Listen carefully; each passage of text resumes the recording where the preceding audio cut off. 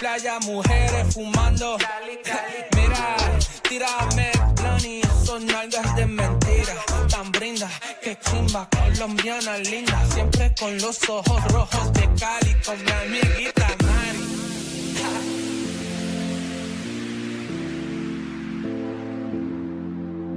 My head's in the clouds, can you bring me back down, boy? I need it. My head's in the clouds.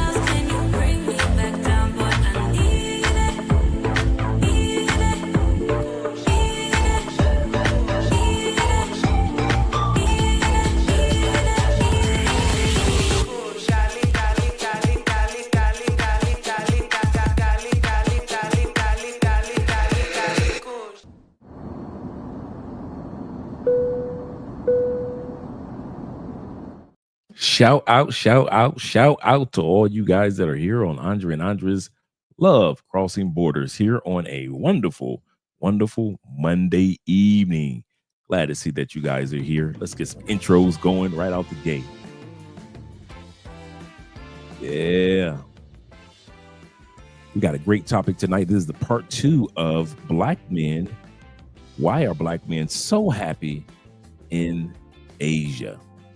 Many of you are in many different parts of Southeast Asia or Asia itself.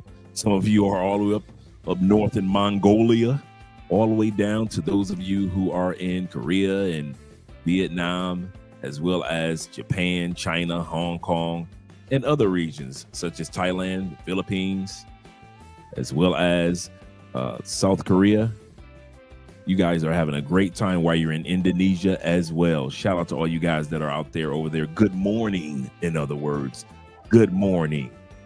This is going to be a great topic, guys. I've been looking forward to talking about this one. The part 2 to it. We started part 1, but we had a slight glitch in the Wi-Fi. But tonight, everything is looking really good. Really good. Shout out to all you gentlemen once again. Close any extra windows. And there we go. First off the gate, we got my man Don, aka Don the JP, in the building. Shout out to you, brother. I'm glad to see that you're here representing. As well as we got my man Bill. Shout out to you as well being here, kind sir. He said Andre in the chat. Salute to you as well, brother. Salute to you as well. And always, good morning, my brother Ronan Travelers. Shout out to you, brother. Hope everything is going great where you are. Salute to you as well, kind sir. Salute to you as well. And let's scroll down. We got my man David Dice of the Dice family in the building. Shout out to you, brother, for being here as well. He said the family, Andre and Andrea, chat. What's good? What's good is this week is the Afro-Colombian Festival. Petronio Alvarez. It's going to be a crazy week. So I'm getting myself ready. I'm going to get a good night's sleep tonight because I already know how the rest of the week is going to be. So shout out to all you guys. Let me scroll down a little further. We got 16 people in the building. Do us a favor, click the like button. Hello, gents. Hello, Bobby Coltrane of the Coltrane family. Shout out to you, Mr. Coltrane. Shout out to Bean being here. What's up? What's up to you as well, kind sir? We're having a good evening. Once again, tonight's topic is about brothers, the brotherhood, being happy. I know my white brothers. Shout out to my white brothers out there. I know y'all always been happy going to Asia, and I know you military brothers have always been happy going to that region of the world out east. But many of us brothers are just discovering over the last 10 years what you military men already know. The secret is out, military men. The secret is out, white guys. Brothers are on their way in record numbers, enjoying themselves over there. Shout out to you guys. Shout out to my man Chris Jett in the building. Yes, sir. Shout out to you guys as well. Thank you guys for supporting by way of PayPal, Cash App, as well as Super Chats, guys. Glad that you gentlemen are here. Glad that you guys are here. Yeah, it's going to be a week. Like I said, I always look forward to the week of the Petronio Alvarez. The weather is always nice. There's no raining. You see people coming from all over the world, so that is so much fun. But then it's just so much work involved as well. So I'll still be doing the live streams this week as well, gentlemen. But yeah, it's going to be a really, really good time. And I'll be making some videos, and we'll get a chance to look at those videos throughout the week as well. So you guys that may be interested in coming to the Petronio Alvarez Festival next year, because it's every August. So you can just decide, say, you know what, the second week of August, let me save some vacation time for next year, and I'm going to go. But if you don't make it to the Petronio Alvarez Festival, that's okay, because you can make it to the Black Manosphere Conclave this September from the 5th to the 7th. You can make it to the Conclave. And if you can't make it personally, you can always go on the Conclave's link and buy you a virtual ticket. So if you can't make it directly, nothing wrong with that, but also feel free to buy yourself a virtual ticket. I'm going to drop the link right now for the Black Manosphere Conclave that's coming up in less than a month. Countdown. Again, I say countdown for all you gentlemen. All right, let's get everything in order. All right, we got 26 people in the building. Make sure you click that like button. Once again, we like you. Make sure that you like us too. So like I said, if you can't make it to the conclave this year, you can always do it virtually. So click on the link and you can do that virtually and join the conclave. Like I said, I'm excited about this one. I just love as I did the research in regards to China and the cost of living and the apartments and, the bang for the buck that you get when you live out in Southeast Asia. I know I was talking to Ronan a couple weeks ago, and he was just blessing me with photos of his home in the Philippines. And it's just beautiful. It's just great to see a man get to that point of peace, because that's what many of our goals are. Shout peace unto you, Growth Talk. Shout out to you, brother. Drop the link to your channel if you don't mind, brother, as well as Ronan. That's what it's all about, man. No matter where you're going in the world, what part of the world gives you the most peace? Once you find that peace, man, it's hard to let go of it. A lot of guys think, and a lot of people back in the States think that we don't come back because of the ladies. That's a part of it. But a lot of reason why we don't want to come back to the States and Canada or UK, we finding peace, man. I wish I could frame it a different way, but it is what it is. We are finding so much peace in these other countries, man, that we never thought that we'd find. And we don't try to act like the locals should feel the same peace that we feel. I'm going to say this again. We never go to other countries and act as if the locals should be feeling the same peace about their country that we do, because they live in their country, so they may be filled with different complaints about their country. But as for us, their country is like a brand new baby that we're just happy to hold. So I know Ronan and all you other brothers that are out there in Asia, Richie Maxum to Thailand, Chocolate Man, Danny, and all the other guys, BMT, Black Man's Travel, all you guys that are out there in Asia, man, out in the East, finding peace, man. There's nothing wrong with that. And the people back home don't understand it, and we don't waste our time caring if they do understand it. We really don't. Shout out to you guys once again. And my favorite my favorite YouTube name, The African Wolf. is in the building. Shout out to you guys. He said, I'm late, but hey, I am here. I am here. Do not get it twisted. I'm going to get us started in a few seconds with the video as the other guys come in. Shout out to my man Jaquez being in the building, representing. Salute to you as well, kind sir. Salute to you. Glad to see that you're here. And safe flights for all you guys that are coming down to the Petronia Alvarez Festival. There's going to be something going on every single day. So, yeah.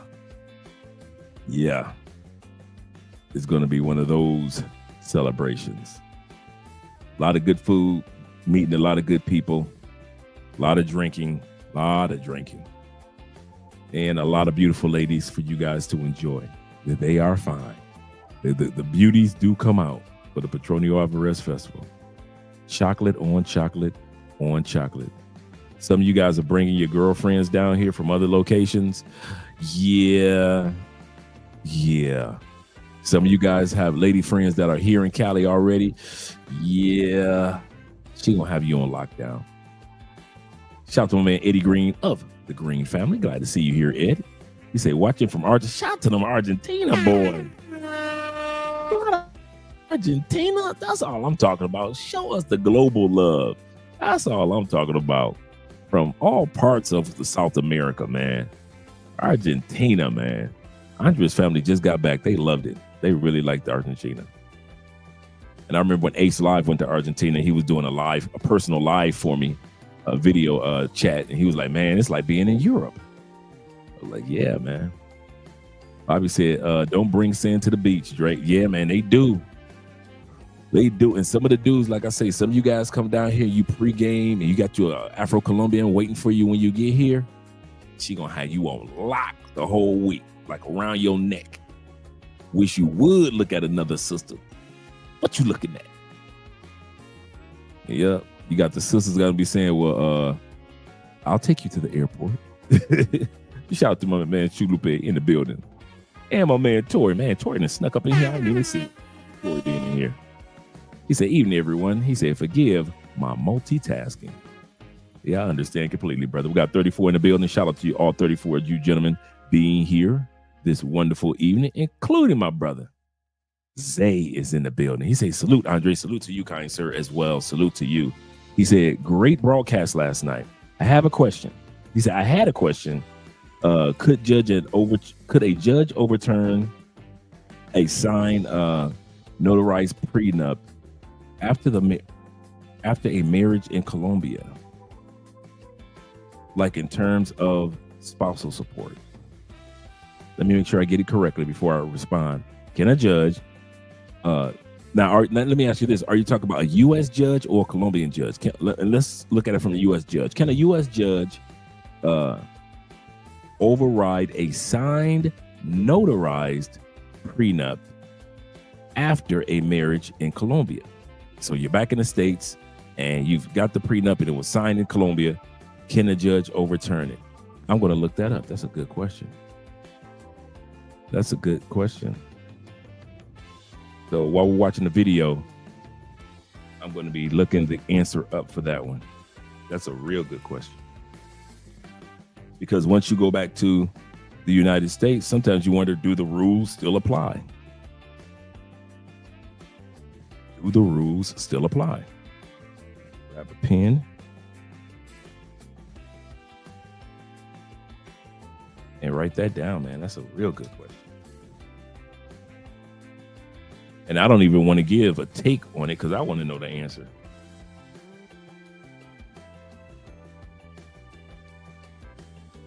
Okay.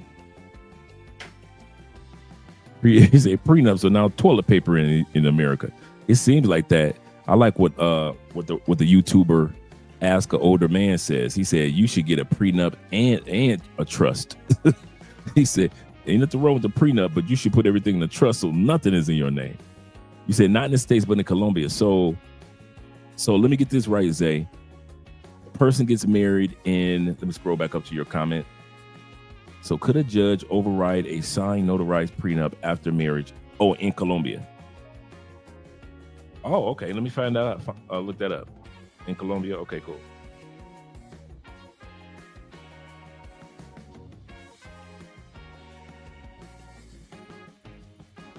I wish Andre was here. I would ask her to look it up for me.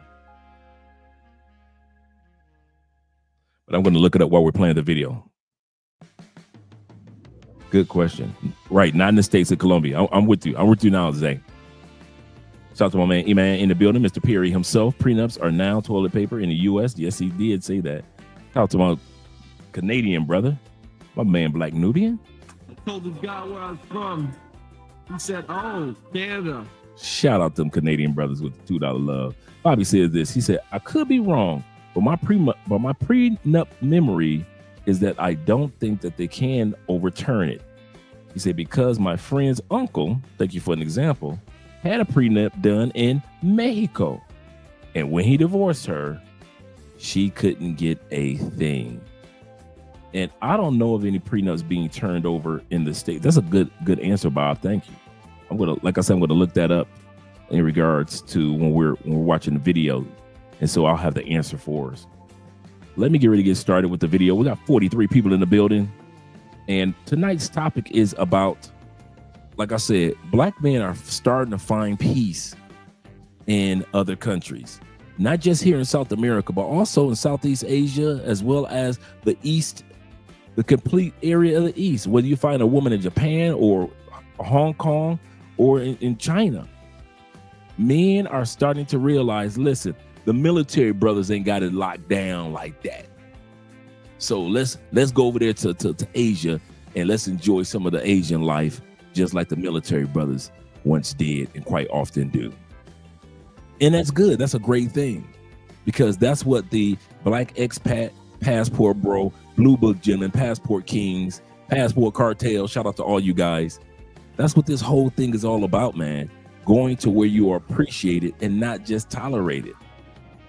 This channel, once again, is dedicated to those that are on the fence, that are thinking about whether they want to stay home in the States or in Canada or in UK, and you still deal with criticism, whether it be from your own people or whether it be from your boss or whether it be whatever it may be. And you just say, listen, I'm 40 something. I might got 40 more years left. And I'm not about to spend it worrying about what the Democrats are doing, the Republicans are doing, dealing with worried about what the sisters are talking about, the white girls talking about. I'll use my passport and go somewhere where I can find some peace. And I think that's one of the things that goes under the radar when it comes to Black men traveling. Enough is not talked about when it comes to us finding peace. Whether it be a single guy just going to another country and you're having fun, or whether you're a guy that's looking for a solidified relationship or marriage or a family dynamic. You're just looking for a place of peace. And a lot of people take that part of our traveling for granted. They take that part of us traveling for granted, that we don't just travel for a piece of, but we also travel for a peace of mind. So let's get ready to get started with the video, gentlemen. Let's get started. And thank you once again, guys, for supporting by way of PayPal, Cash App, Super Chats. And also, I'm going to drop the link to the Patreon so you guys can support us by way of Patreon as well. Let's get started. This is going to be a fun one. Let me change the music for us. Turn that music down so you guys can hear. There we go. Let's get started. Let's take two nurses, May from Shanghai and this is why Americans in retirement are forced to work while Chinese enjoy leisure and freedom. For the sake of this example, let's take two nurses, May from Shanghai and Sarah from Chicago. Both of them started their careers in 1990, and today, May spends her mornings gardening outside her fully paid off apartment, while Sarah is still changing bedpans at 68 because she's simply unable to afford retirement. May contributed 30% of her salary to China's national pension fund, and the government matched it and invested it in infrastructure. That's what they have here in Colombia. The pension fund is their version of Social Security. Retirement here in Colombia for men is 62, and for women it is 58 for retirement. So Andre's mom just got a couple more years and her dad retires next year. So that's how I know. And I know that they give into the pension fund. And the other thing about the pension fund, you don't necessarily have to be 100% employed. You can do it as a business owner. You can give into the pension fund, as well as if you work for somebody else, you can give into the pension fund here in Colombia. And once I get my citizenship, I'll be able to put into the Colombian pension fund if I want to. So that's what Colombia does here, is their version of Social Security, but it is not like the U.S. Social Security. For example, many of us already know that if they don't do anything about Social Security trust fund by 2033 to 2034, most of our grandmothers and aunties will lose 25% of their Social Security. In other words, if she's getting $2,000 a month and she's living on that $2,000 a month and paying for her medical and her rent and her groceries, and Medicaid has already been taken away by Donald Trump, what grandma can expect is to lose $500 if she's bringing in $2,000 a month if they don't do anything by 2033, 34. A lot of you guys don't know that, but I'm just letting you know. So that's why he's talking about the difference between Social Security in the United States, which is already unstable, and they're trying to privatize it. In other words, they're trying to take your Social Security benefits that you will get and put them into corporations to privatize Social Security.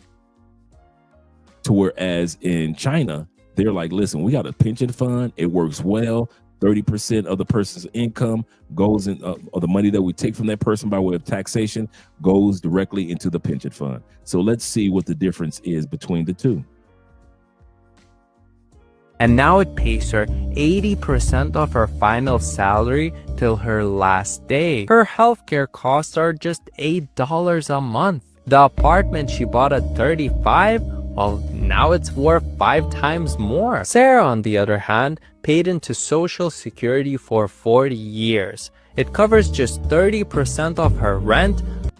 That's crazy. Her 401k lost half of its value in 2 market crashes. She spends $1,200 a month on Medicare premiums and still owes $50,000 in medical debt. So why is there such a massive difference? In China, workers and employers pay into state funds. The money gets invested into bridges, not stocks. And housing prices stay affordable, and medicine costs are capped by the law. Meanwhile, the US ties retirement to Wall Street casinos, who prioritize profits over patience, and lets housing inflation spiral out of control. I'm here in China and I'm gonna try and order my food via a drone. First thing I need to do is choose what I'm gonna eat. Let's have a look at the menu. We have KFC, Subway, something I don't know, something I don't know, something I don't know. We're gonna go Subway. That's crazy to have a drone menu in the middle of a park.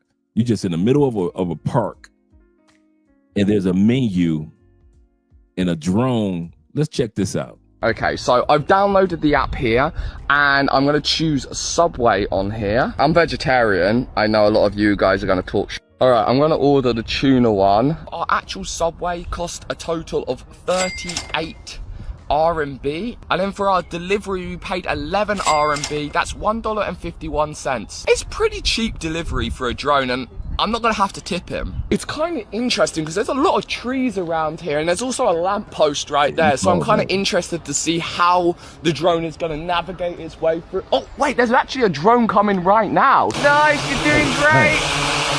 Perfect. That's it right there. All right, he's landed on the roof. So I typed in the last 3 digits on my number. I guess this... Now we know if that drone landed in the United States, that drone getting snatched. They snatching the food and they snatching the drone.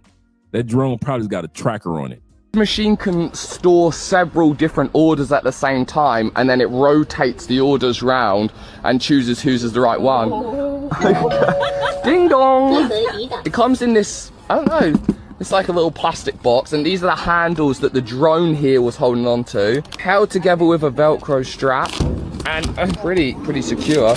And there it is. No way. 3 minutes delivery. If you're ordering hot food, this is the way, because the food is going to come to you incredibly fresh. And then what I do is I pull this tab here and the whole box just folds away nice like that. And then I pop this box inside there, and then they go back to be reused for future deliveries. Do you know the multiple for Chinese shipbuilding capacity? So China has more shipbuilding capacity than us. They can build ships a lot faster than us. If we start blowing up boats in the Pacific, they're going to be able to build more. How much more shipbuilding capacity do you think they have? How much more?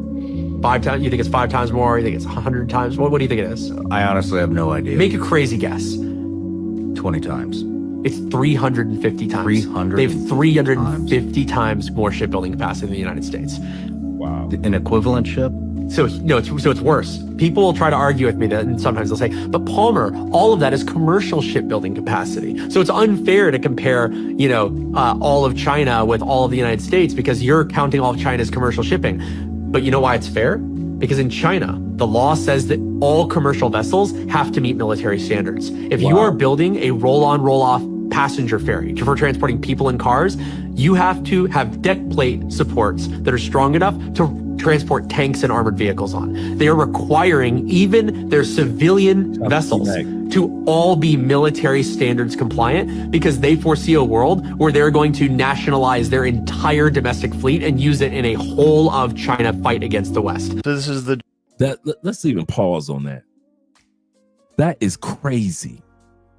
That their shipbuilding capacity is over 300+% more efficient and faster than ours. And then secondly, all Chinese vessels must be plated. So in case of an emergency, they can hold military, whether it be artillery, whether it be a tank or whatever it may be. All vessels. And they believe that someday they may need all vessels. Man, we don't think like that. We do not think like that. He said U.S. is too cheap to do that. We just put our money in corporations, let the rich get richer. He said, and they're transporting civilian vessels. Yep, they just said that, T-Mac, right when you came up, so that they can be used to invade Taiwan. Yeah, that's true too. That's true too. And look at this with the drones. They've got actually planes that release nothing but drones. Drone mothership. This is the drone Mothership China's created.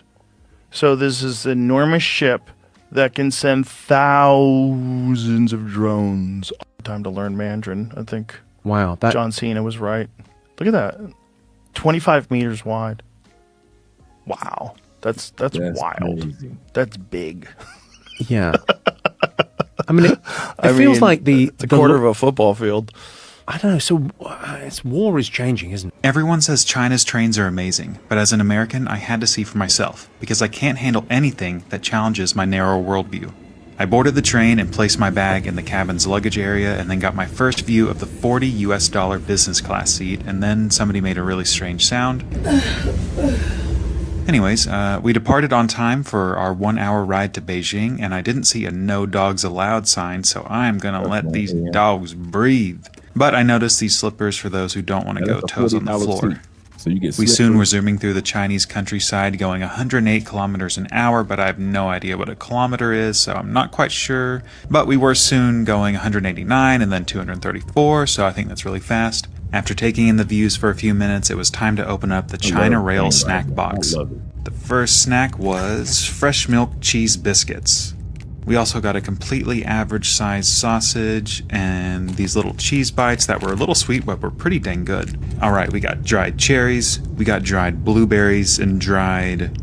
I have no idea what this Chinese fruit is, but that was the snack box for business class. Here were the controls for the seat, so you can customize it or go straight to lie flat, which I did. I am 6'4" and it was still fairly comfortable, but my head did rest against the seat when lying flat, which completely infuriated me. But I take it forgave like it because I did like this little privacy door so I could film this video in peace without judgment. We made it to a stop along the way and I felt the eyes of others peering upon me, so I lowered my shade on the window. The seat has a power outlet and USB port and this reading light.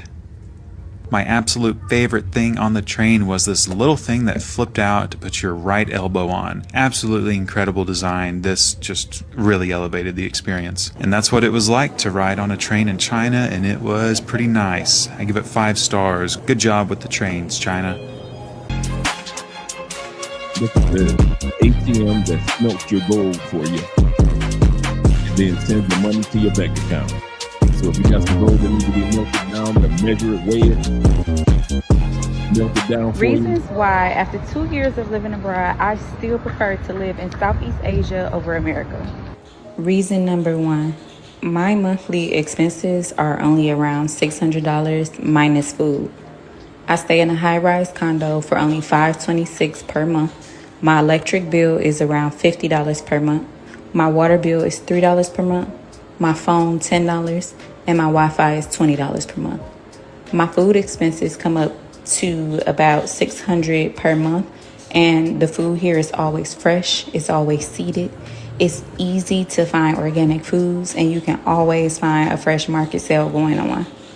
Reason number 2, you still don't need credit in order to get housing. You just need to have your funds ready, and you can get the keys the same day. Some places require a deposit, and if you're lucky like me, you can find some that don't. Reason number 3 is safety. I feel more safe than I have ever felt. I feel comfortable walking alone. I feel comfortable letting my black boys walk to the store. Although I am still aware of my surroundings, I'm hardly ever looking over my shoulders. I personally never have even seen a person of the Asian culture display public anger or raise their voice. Reason number 4, which probably should have been number 1, is the oneness that I feel here. I've never experienced so many people that will give the shirt off their back to a stranger. Everyone is so welcoming and so humane. They are the kindest people I have ever met. Living abroad, I feel so much freedom and so much wholeness.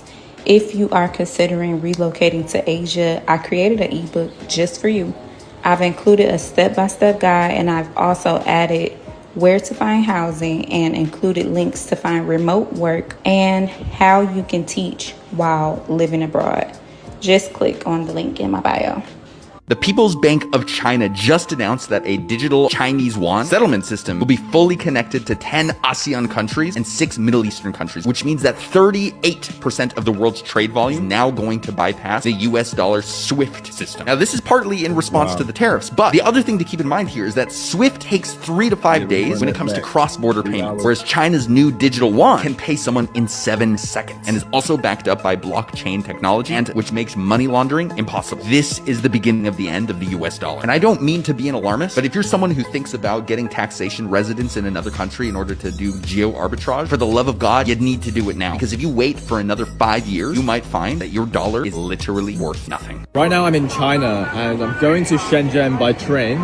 So I've forgotten my phone and I want to get something from the store. So I'm at 7-Eleven. So I'm going to pick up the sparkling water. And what's very interesting is they actually have, so I'm going to scan it. They actually have WeChat Palm Pay. So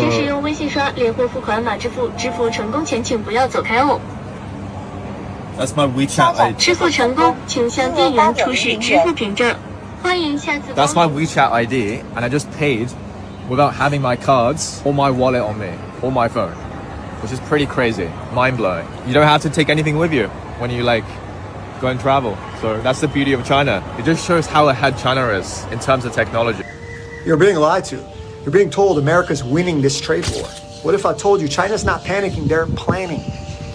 They literally hold all the cards. If you're a day trader or worse, you have your retirement tied to US stocks, this might be your last warning. The tariff fight, it's not about trade. It's a financial chess move. And guess what? Winnie the Pooh, Chi, he's playing to win. Now I know what the trolls will say. Bro, China's cooked. 300 billion trade surplus about to vanish. Yeah, you think China didn't game this out a decade back, you big dummy? Let me explain. Facts. Exports are only about 20% of China's GDP, and 85% of their exports go to countries that aren't in the US. So yeah, it hurts. It's not fatal. Meanwhile, here in the United States, we're addicted to debt. And guess who's holding our IOUs, which you might have known if you were in my community with my team, in China, run by a former investment banker in Hong Kong. You see, because China holds over $750 billion in US Treasury debt, they don't need to dump it all. All they need is to trickle it out at the perfect point, like when the US is trying to refinance trillions in debt. Boom, interest rates spike, stocks crash, retirement accounts get torched. You still think Xi's bluffing? Take notes. I'm about to give you 2 more reasons what he has up his sleeve. Number 1, the BRICS play, the dollar punisher. China's leading a new payment system with Russia, India, Brazil, and South Africa, making the US dollar less important with every deal. You think inflation is bad now? Wait until demand for US dollar vanishes. Number 2, write this down, rare earth monopoly. China controls 70% of the world's rare earth refining. You know the stuff we need for phones, fighter jets, EVs, AI chips. You want to play hardball? They can choke our supply chain overnight. China's. Before he goes any further, a lot of people don't realize, and I know, we take a lot of what was being said with a grain of salt. Everything is not extreme right now. But one thing I can say that I do know that most of our meds come from China. So our heart, blood pressure medications and other medications that, diabetic medications, a lot of that comes from China. So if they really want to play hardball and do the chokehold thing, they could just hit us just straight on the medical. They don't even have to use the financial leverage. They can sit back and say, well, we'll tariff your medical and have you guys struggle just to get medicine. That's how crazy it is that we're dependent on China. It's sad, but it's true. Building empires with AI. Here are examples. Take notes, save this video, and share it with a friend to discuss. Sensei Time. It's a Chinese AI firm. I believe that all countries, all the major countries come with bells and whistles. I believe that ours is bells and whistles. I believe China's is bells and whistles. UK is bells and whistles. I think the countries with the biggest mouths, for the most part, outside of our militaries, outside of China's military, UK military, US military, a lot of our government, a lot of how we, financially, how we stand, all of us are sitting on a house of cards. All of us are blowing smoke at each other. So I can agree with you 100% in regards to that, Ronan. Which is already rolling out up-to-date facial recognitions for cities and logistics. ByteDance's Lark is replacing Zoom and Slack across all of Asia. And Tencent is using AI co-pilots into medical, legal, and fintech ecosystems. You're busy tweeting. They're busy taking your future. There's a growing class of Chinese companies undervalued and overlooked by Western investors. Companies that are thriving, building an AI, clean energy, logistics. This is crazy.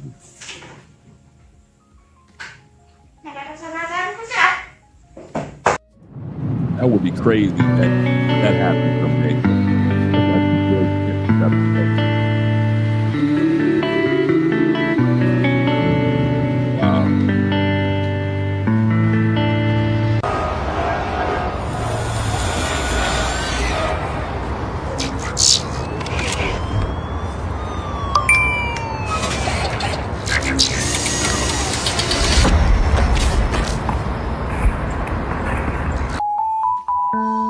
Right down the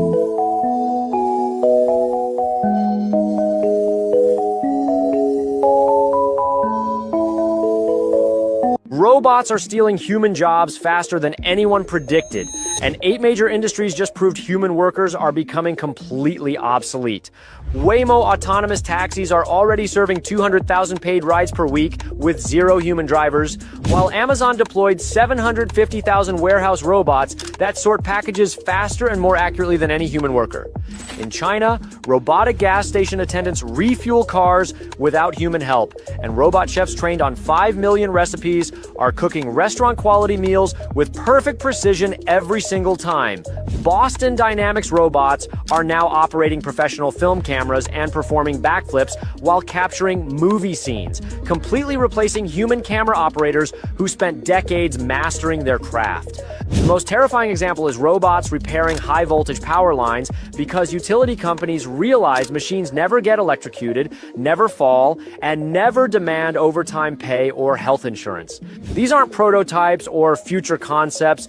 Every single one of these robots is working right now, earning money for companies while human workers get laid off and replaced. From taxi drivers to warehouse workers to professional chefs, robots are proving they can do almost every job better, faster, and cheaper than the humans who used to do them.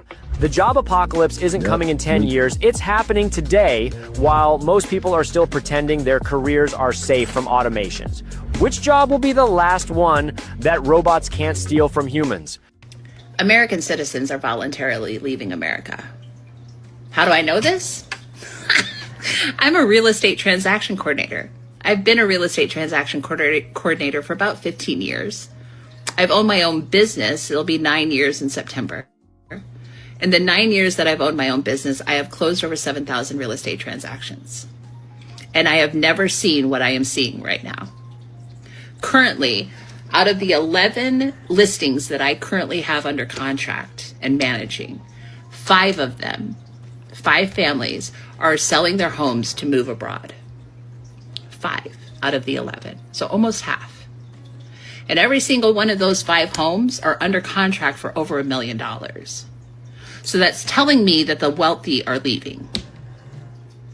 Wow. Back in the day when I was closing over 120 transactions per month, I would maybe have 1 seller per year selling their home to move abroad. But to have 5 all at once and above the $1 million price point, this is North Carolina and South Carolina markets, okay? This is not California. This is North Carolina, South Carolina, okay? It's like, I'm not an economist, but this is like a red flashing light warning. I have never seen this in 15 years that I've been in the real estate industry. So, yeah, just a little random factoid for you on this Wednesday morning. I just woke up in Beijing. I know one of your first questions is always, how's the air? It's clear. The buildings are nice. I took the high-speed rail here from Shanghai, 4 hours to travel like 2,000 kilometers or something we don't have in America. Dude, the train had like lay-down beds in business class, and the food on the train is better than most American Chinese foods, I gotta say. And this hotel room, look at this. It's like one of the nicest hotels I've stayed in. And every restaurant here, the interior design is crazy. Here in Shanghai, even more. The architecture, the interior design, and of course the food is incredible. For me, even I feel very westernized and American, and I didn't know what to expect. And most importantly, it's safe here. Here, Shanghai, my cousin told me, you can just leave your moped out. You can leave your moped on the street. Nobody's gonna take it. Nobody's gonna steal from you. You can walk down like a dark alley at night as a girl, as a guy, whatever. I can leave this gold chain anywhere and it'll be all right. You know what I mean? Look at this. This is my lucky fish over my Billy Joel today. Feeling blessed. Waking up in Beijing. Those of you Americans who are rooting for China, you're weird. You wouldn't last a day in China. They don't respect us. They don't like us. We are.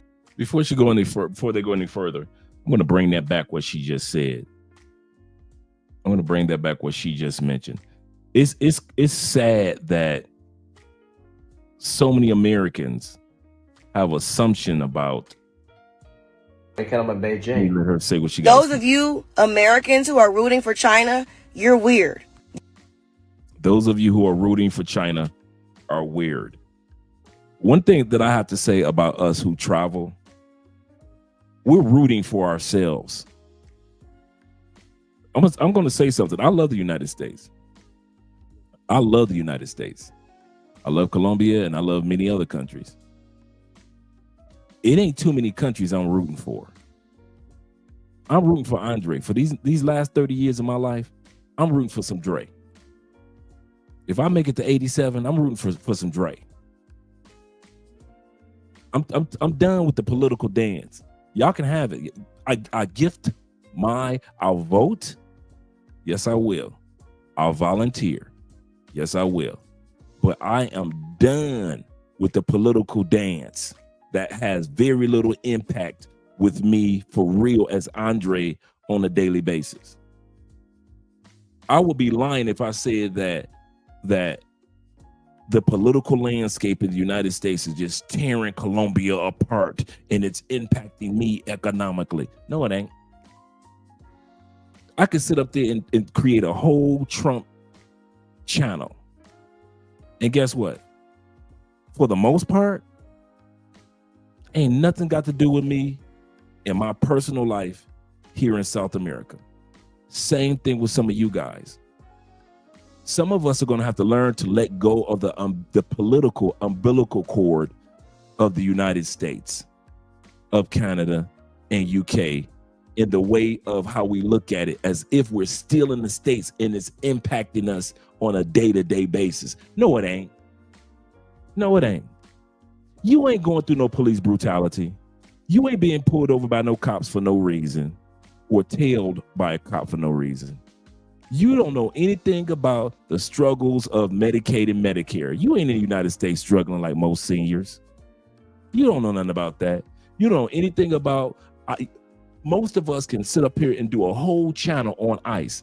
We don't know nothing about no ICE. Well, my point is that you're going to get to a point where you're going to say, you know what? I'm not going to sit back and just cheer on the success of my home country, because that's what we all do, keep our home countries in prayer and so forth. But the key centerpiece is your own peace.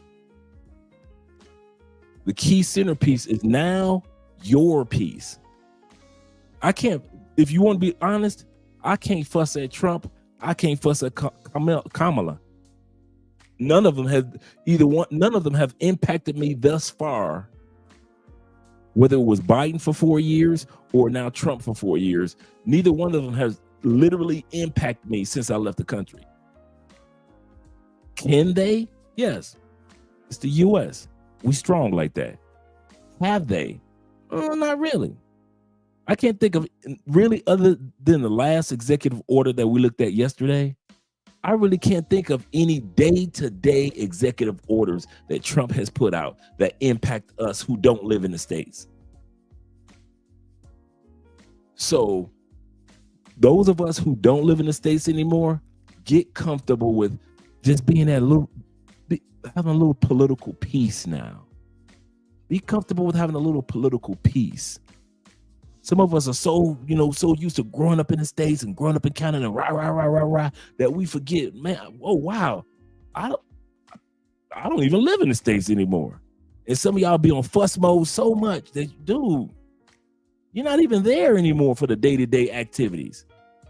So I keep my country in prayer, and I vote, and I volunteer.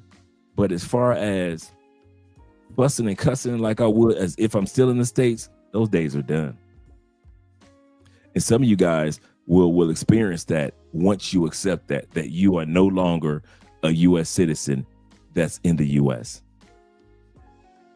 You're a U.S. citizen, but you're not in the U.S. and you're not dealing with day-to-day traumas, unless you're in the military. You guys are always dealing with something with the government. But us regular mere mortals, yeah, guys, get comfortable with being at peace. Salute to you, Jay Anderson, as well. He's right. He's right about Shanghai is off the chain, the hotels and restaurants. And the Asian guy that was just on there, he's a comedian from the States. Really good comedian. Really good comedian. Yeah, YouTubing is a habit. Say he's exactly. I'm rooted in peace of mind without being worried about someone stealing my peace of mind. Absolutely. Anything that happens in the States politically, now I'm at the point where I'll sit back and say, does this impact my peace? If it doesn't, I'll give my little 2 cents, but that's all it is. 2 cents is nothing special. It's not like we need to work on this. I can't believe. No, I don't live in the States to be able to talk like that anymore. I let people in the States handle stateside business. I'm like Jesus with a coin. Remember when the guy came to the Pharisees came to Jesus and said, okay. He said, who do we pay taxes to? Jesus. What government do we owe allegiance to? The kingdom of God and pay no taxes? Or to Caesar? Who do we pay allegiance to? Jesus say, hey, give me a coin. He say, who faces on this coin? It's Caesar. Everybody in the crowd says it's Caesar's. Jesus say, give to Caesar that which belongs to Caesar. Give to God that which belongs to God. In other words, I don't live in the States anymore. Give unto the States that which belongs. For those of you that still live in the States, the day-to-day impact of politics, that's you. But for those of us that don't, get comfortable with being at peace. No longer do we have to rah about the Democrats and Republicans and the independents. They ain't got nothing to do with us. U.S. racism. All you brothers that's so stuck on U.S. racism. I've been living out I'm going on a decade of living out the States. U.S. racism ain't touched me in a decade. Who am I to sit up there and talk about, say, yeah, the white man, really, Dre? Really, on a day-to-day basis, the white man, huh, Andre? The white man, really? Tell me what the white man did to you, Andre, in the last almost decade. What the white man do to you, Dre? Oh, nothing? Then why are you still walking around talking about race, white man, white? Ain't got nothing to do with you, Dre. Give unto Caesar that which is Caesar. In other words, give to the United States. Let the people in the United States deal with what they need to deal with. I am no longer a part of talking about the black man, the white man, the Asian man. I let all y'all complain on TikTok, have your fun. You are not going to take my piece, and I'm not going to pretend like America's day-to-day racism impacts me. It doesn't. Now, if I have a racial issue in whatever country I'm in, then okay, I'm in that country. But if I'm not in the States, I'm no longer going to pretend like I'm part of with a picket sign and a bullhorn. That would be me pretending and lying. This is another area of you having peace, no longer being stuck in the political mindset all day long. I look at American politics to make sure that they don't mess with our passports and the US dollar. That's basically it. I don't know what ICE looks like. Dude, I could walk past ICE right now and not know unless I look on the back of their jacket. I don't know what ICE look like to see. You know, some of y'all have probably seen ICE in your neighborhood. I don't know. So who am I to get upset and talk about, yeah, ICE is out there doing? No, them days done. I don't live in the States, so I'm not going to pretend. And some of us keep holding on to that umbilical cord to the United States. Bruh, do yourself a favor. Cut it. Cut that mental umbilical cord and stop trying to pretend like what's going on in the States impacts you, the racism, the division, what relationships are like in the United States and all that. That ain't got nothing to do with us. Bruh, some of y'all been living out the United States for 7 years. What do relationships in the United States got to do with you? Not a dang thing. Some of us are happily married in other countries. Who am I to sit back and act like, oh, the sisters, the brothers, y'all need to come together? That ain't got nothing to do with me anymore. I don't live there. So for me to sit up here and lie and pretend and act like I can show concern, I can give commentary, I can pray for, but my umbilical cord to pretend like I'm still in the United States, that's been cut years ago. And so I recommend to some of you guys, if you really want to have true peace while you're living or planning on living in another country, get comfortable with the day will come. You're gonna have to snap the umbilical cord and just realize you are an American that so happens to live outside of the United States. You live outside the United States, accept it. It's like you really care about the medical issues that take place in the United States. No, you don't. Because where you live, some of you guys live in Southeast Asia, some countries that have some of the best medical in the world. You don't care about how bad medical is in the United States. Let's be for real. Some of us live in countries where you can get medication pennies on the dollar instead of $100 per pill. You care and you concerned, but you're not living your life thinking about, oh man, Americans are doing so bad with their medications in the States. I need to do something. But no, you ain't gonna do nothing about it.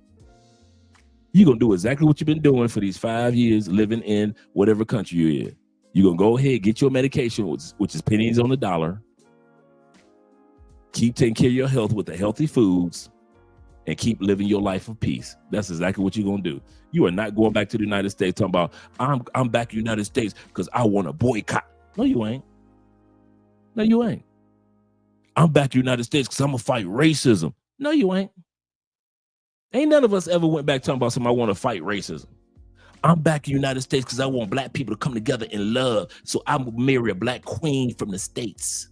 No, you ain't. None of you went back to the States so you can marry a black queen. None of us. So let's stop pretending like we're really a part of the day-to-day ups and downs that our fellow brothers and sisters in the United States go through, and keep them in prayer and volunteer how we can and vote like we should. But to act like we're a part of, your part of days are over. Snip, snip. Snip, snip. Over.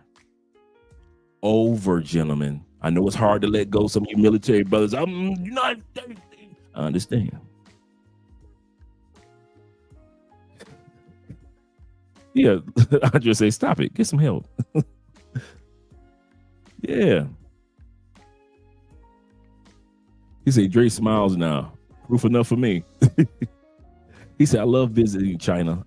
Shout out to T-Mac, man. And T-Mac and Ronan be giving some great information out there and letting us know, hey, just take everything with a grain of salt. You know, some great things to see, and there's some other things that are bells and whistles. So I agree with that.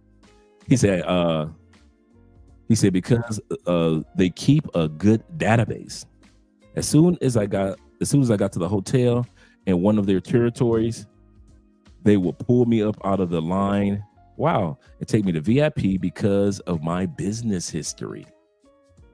So they keep some good records. That's what's up. Ronan says this. He said, Dre, I was just talking to my mom in Kansas, and she referred going to vote. And I was like, really? I didn't even care about not even having to deal with it. Right.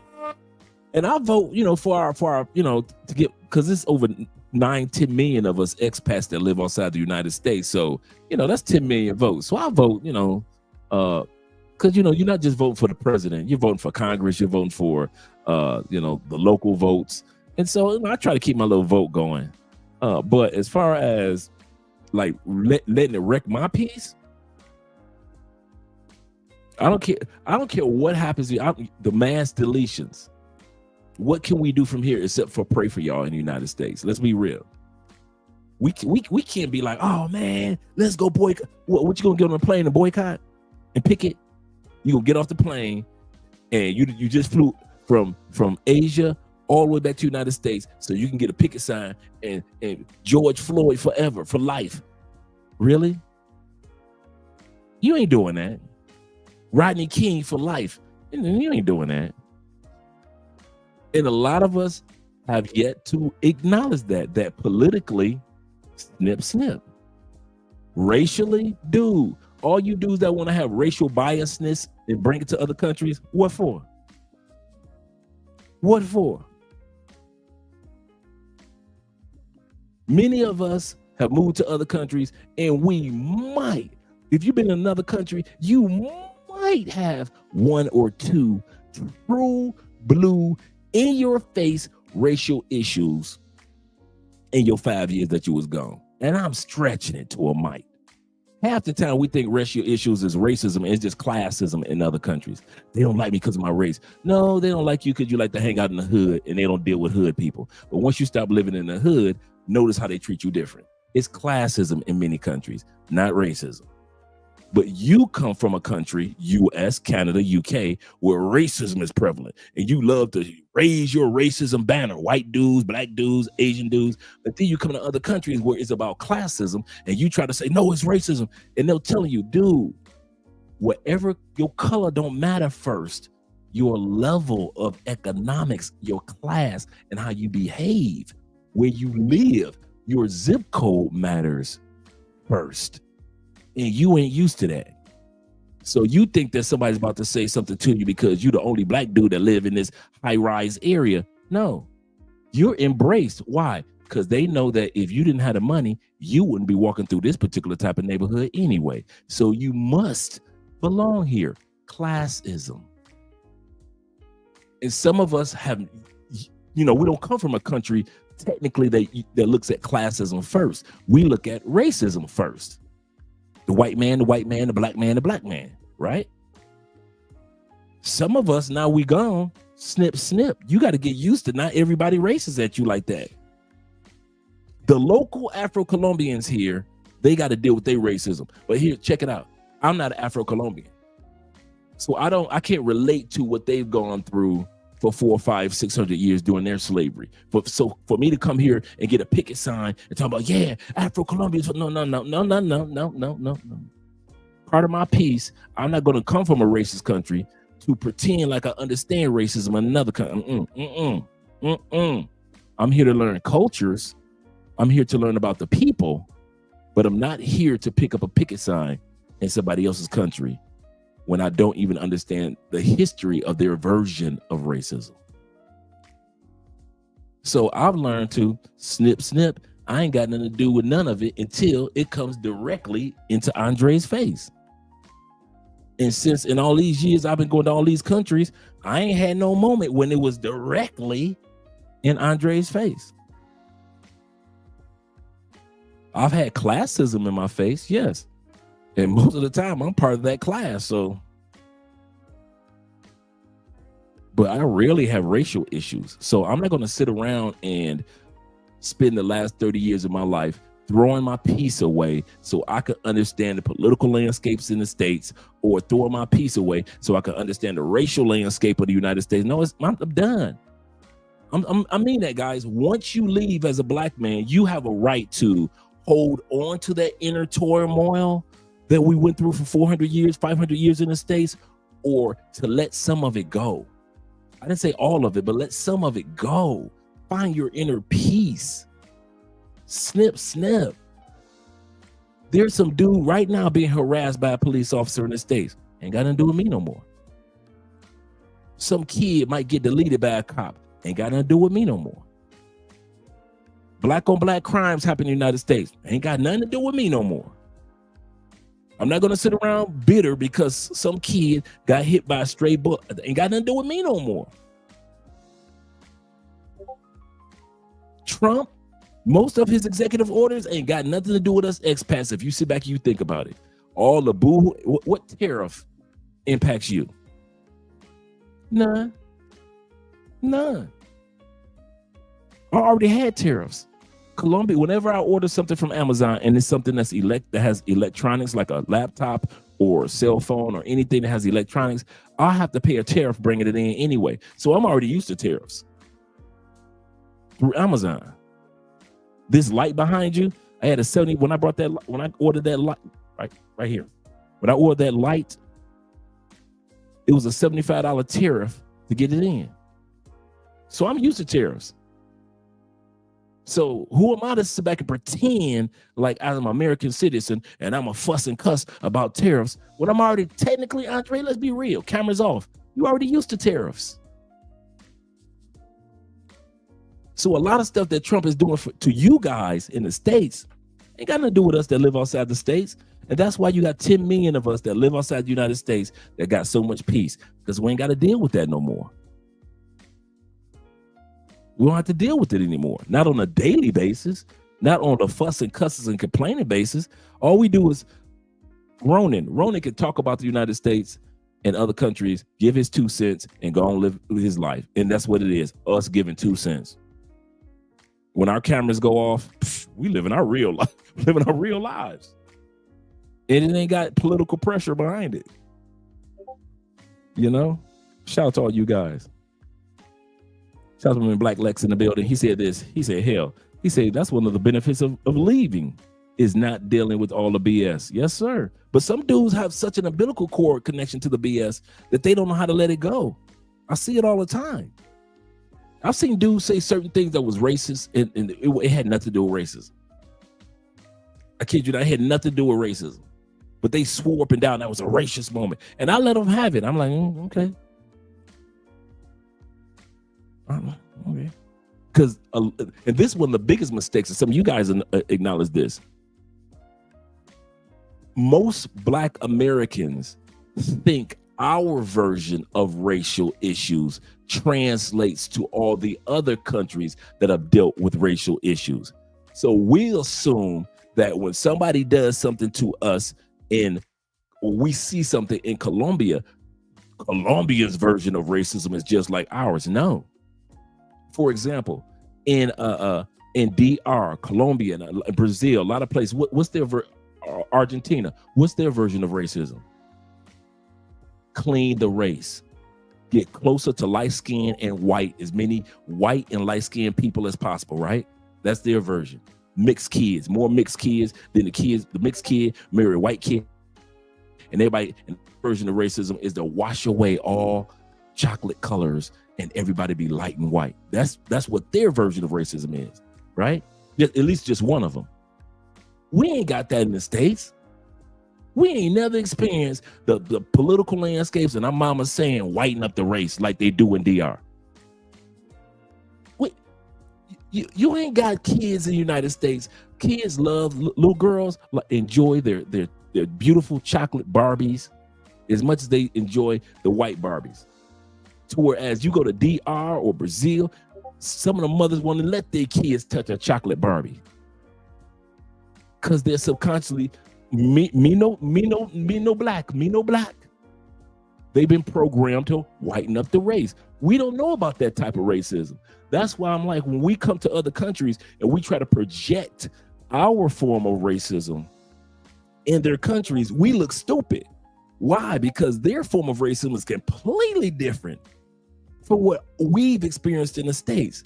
That's why I've learned, snip, not to even pretend like I see a racial issue, because I can't relate to most of the racial issues in Colombia. They've got some stuff going on. I don't know nothing about no whitening of the race. I don't know about no in DR, me no black. I don't know nothing about that. So to pretend to blend in, no, I just stay out of their way, let them deal with their racism. And then back in the States, I let y'all deal with that racism. And if racism ever rear its head when I'm somewhere, it'll happen like maybe once or twice. Okay, I can deal with that in a lifetime. Maybe let's say that the sum total of true in my face racism that's left in my next 30 years, 10 times, I got an in my face racial. I could take that. I could take me having to correct some idiot for saying something stupid. I could do that. I could correct somebody that's looking at me wrong way. I could do that. If it's only 10 times left in my 30 years of life, and I have only 10 times that I get really direct racism in my, I think I'm slick at the mouth enough to correct that person and make them feel like a jerk. But to sit back and be bitter and angry, like my brothers and sisters that are still in the States, y'all still in the States. We've been trying to encourage y'all to leave and find this type of peace that we got for years. So while you laughing at Ronan, while y'all laughing at me, while you're laughing at Checking Effect, while you're laughing at Ace Live, while you're laughing at all the other brothers and sisters, I am Marwa from Africa, Passport Heavy Jabril, all of us that have Chocolate Man in Thailand, Richie Mack, El Guapo, while y'all laughing at all of us for going to other countries, cool. We don't care.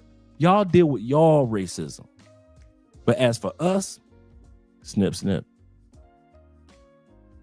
You don't love the black community? Just see, do realize I can walk and chew bubblegum at the same time. I cannot be involved in U.S. racism because I don't live in the U.S. at all and still love black people. Guess what? I can do that. I can walk and chew bubblegum at the same time. I can still love my brothers and sisters back home and yet not have to whine and cry and complain about racial issues along with them because I don't live with them anymore.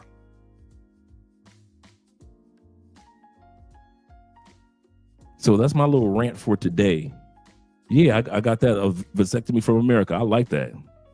That's a t-shirt for you.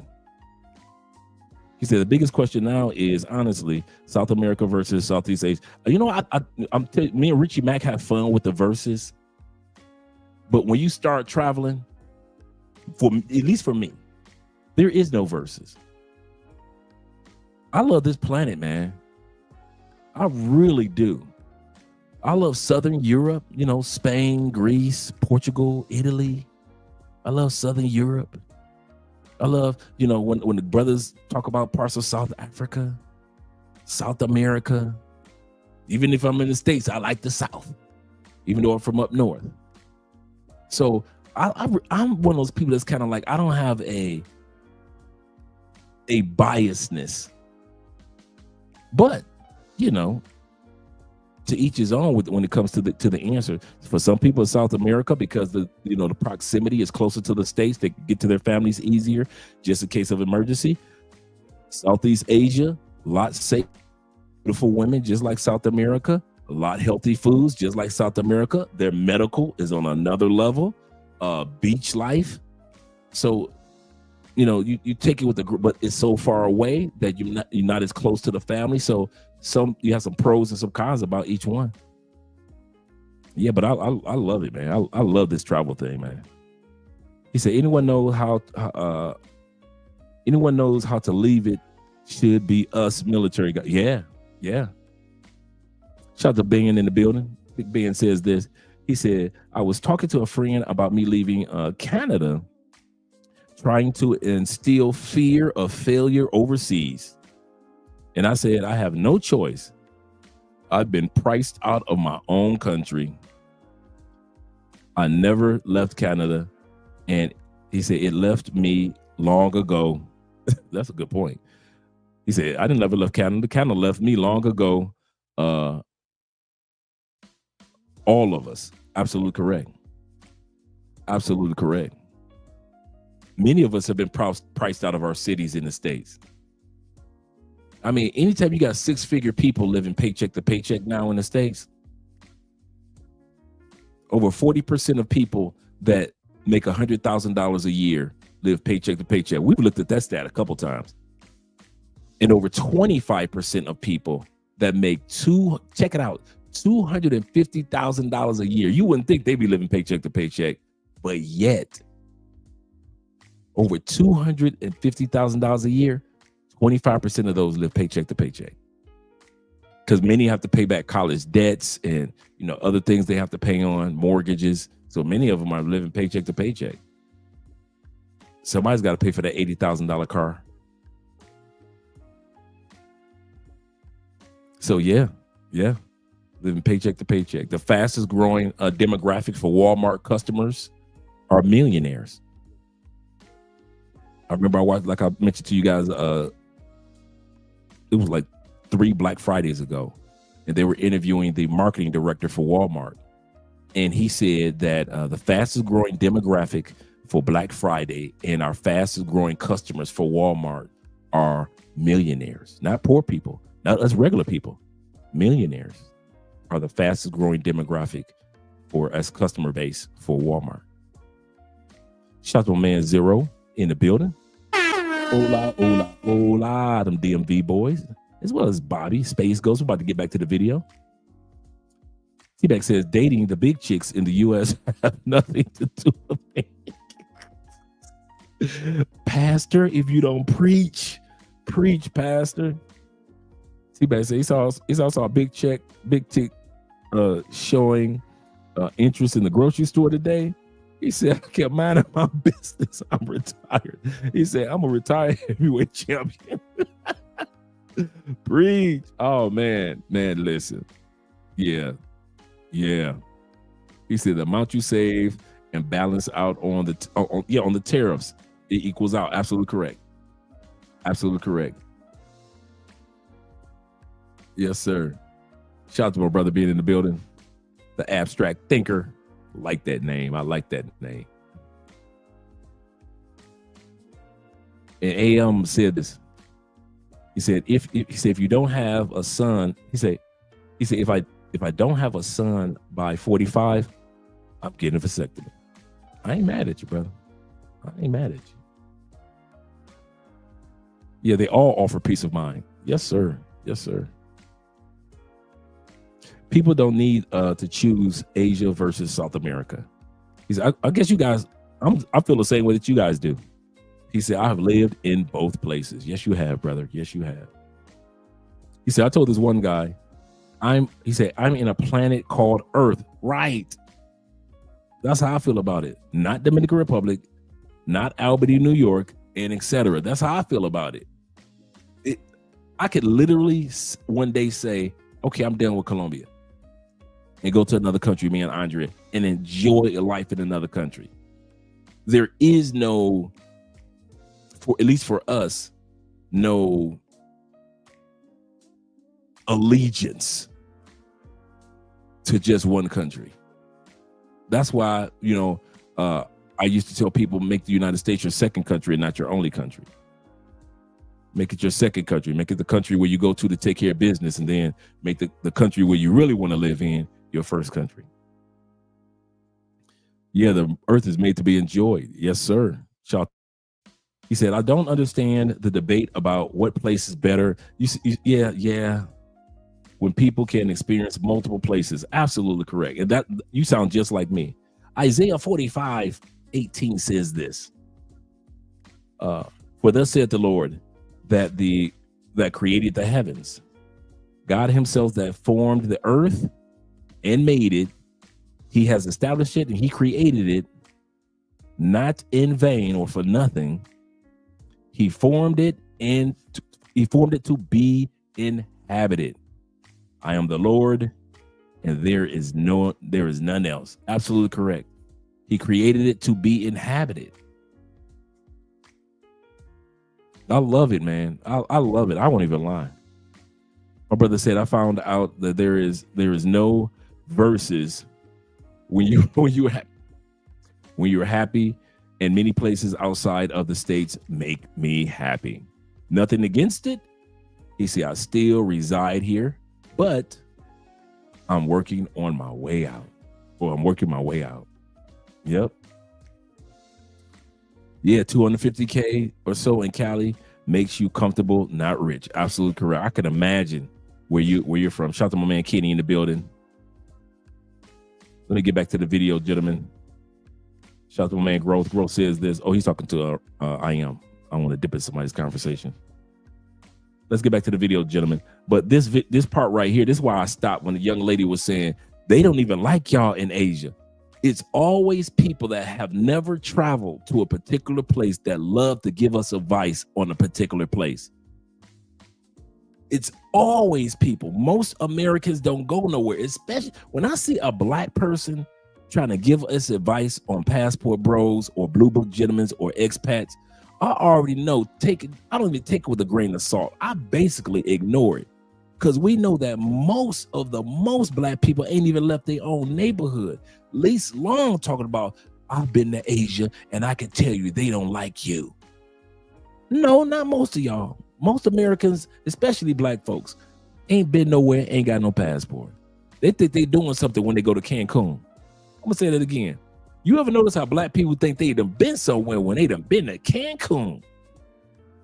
They'd have been on 3 cruises. You can't tell them they ain't traveled. Yep. My man Gross said, he said, no dip in, Dre. He said, all the brothers need to hear it. All the brothers need to hear it.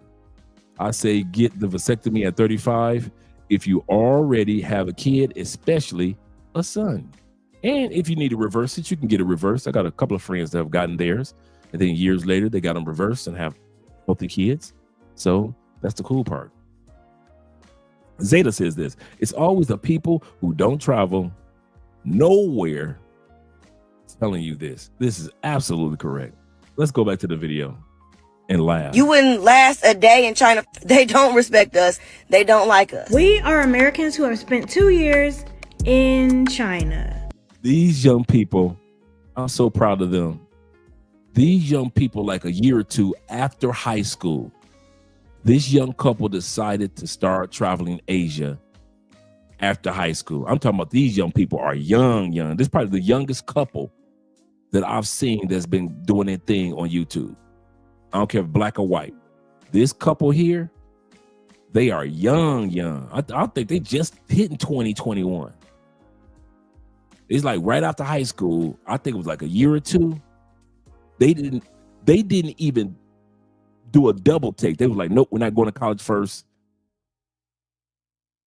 We're going to travel Asia. And they've been gone for about 2 years, almost 3 years so far. Shout out to them.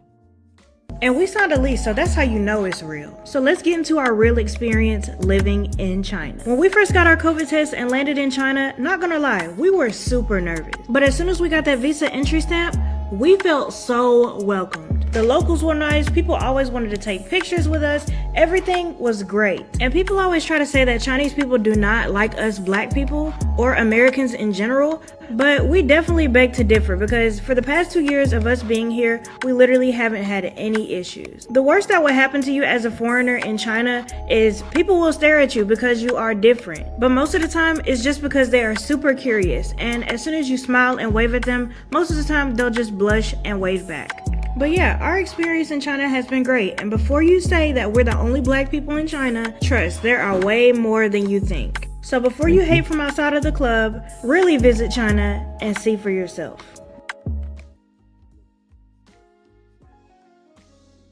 That's what's up. No, that's not done. We're not done. Let me push this forward. Did I do something wrong in the video?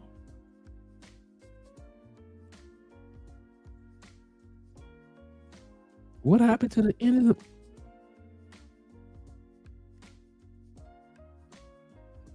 Now, this is probably my fault. Let me take a look at the video. Did I do something wrong on the video? That should not be the end of that video. Let's see. Well, let me blow myself up on the screen and let me look at the actual video first. Let me pull it up so I can look it up. I could have sworn I did that video to the end. Let's see. Thank you for your patience, gentlemen.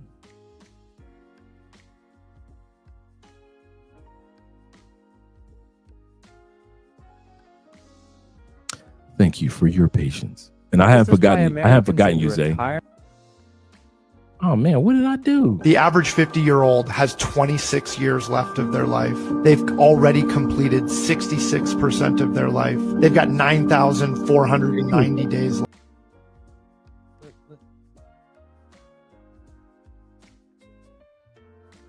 Okay, I did something wrong when I was putting the video together, which was Andre's fault.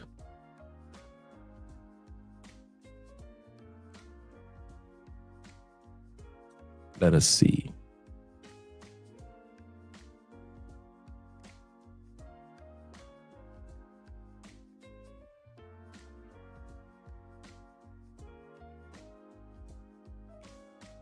Yeah, this is my fault.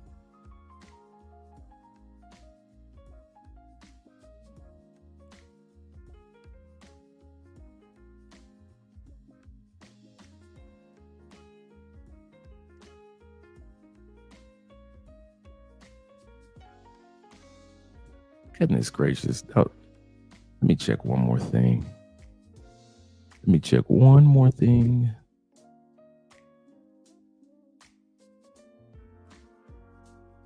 And when I was editing, putting the video, I don't know how I missed that.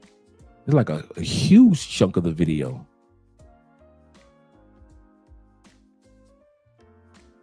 That didn't get put in. But don't get me wrong, I got other videos that I could believe you me, I got other videos I can play for us too. I want to check on one more thing. And if I can't find it,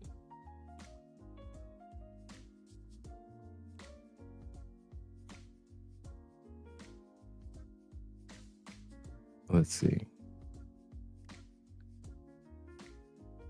Nope. That was my fault, gentlemen. That was my fault.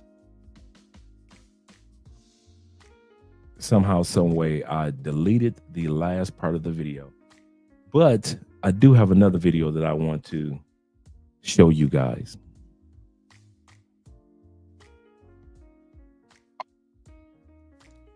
So I'm glad that you guys are here. We talked about this yesterday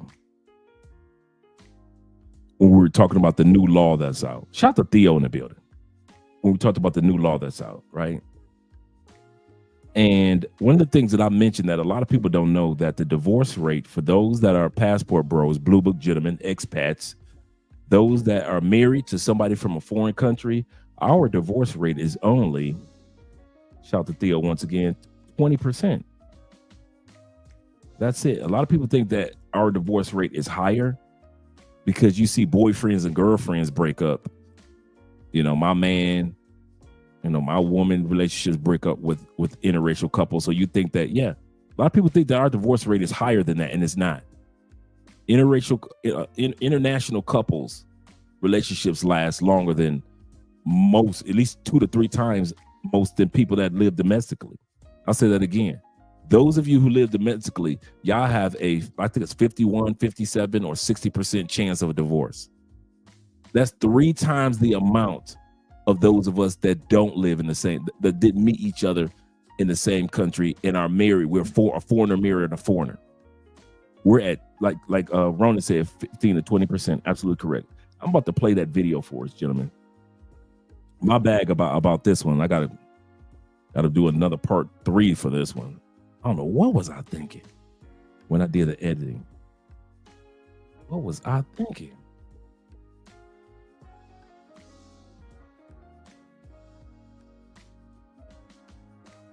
Why don't I just put my glasses on?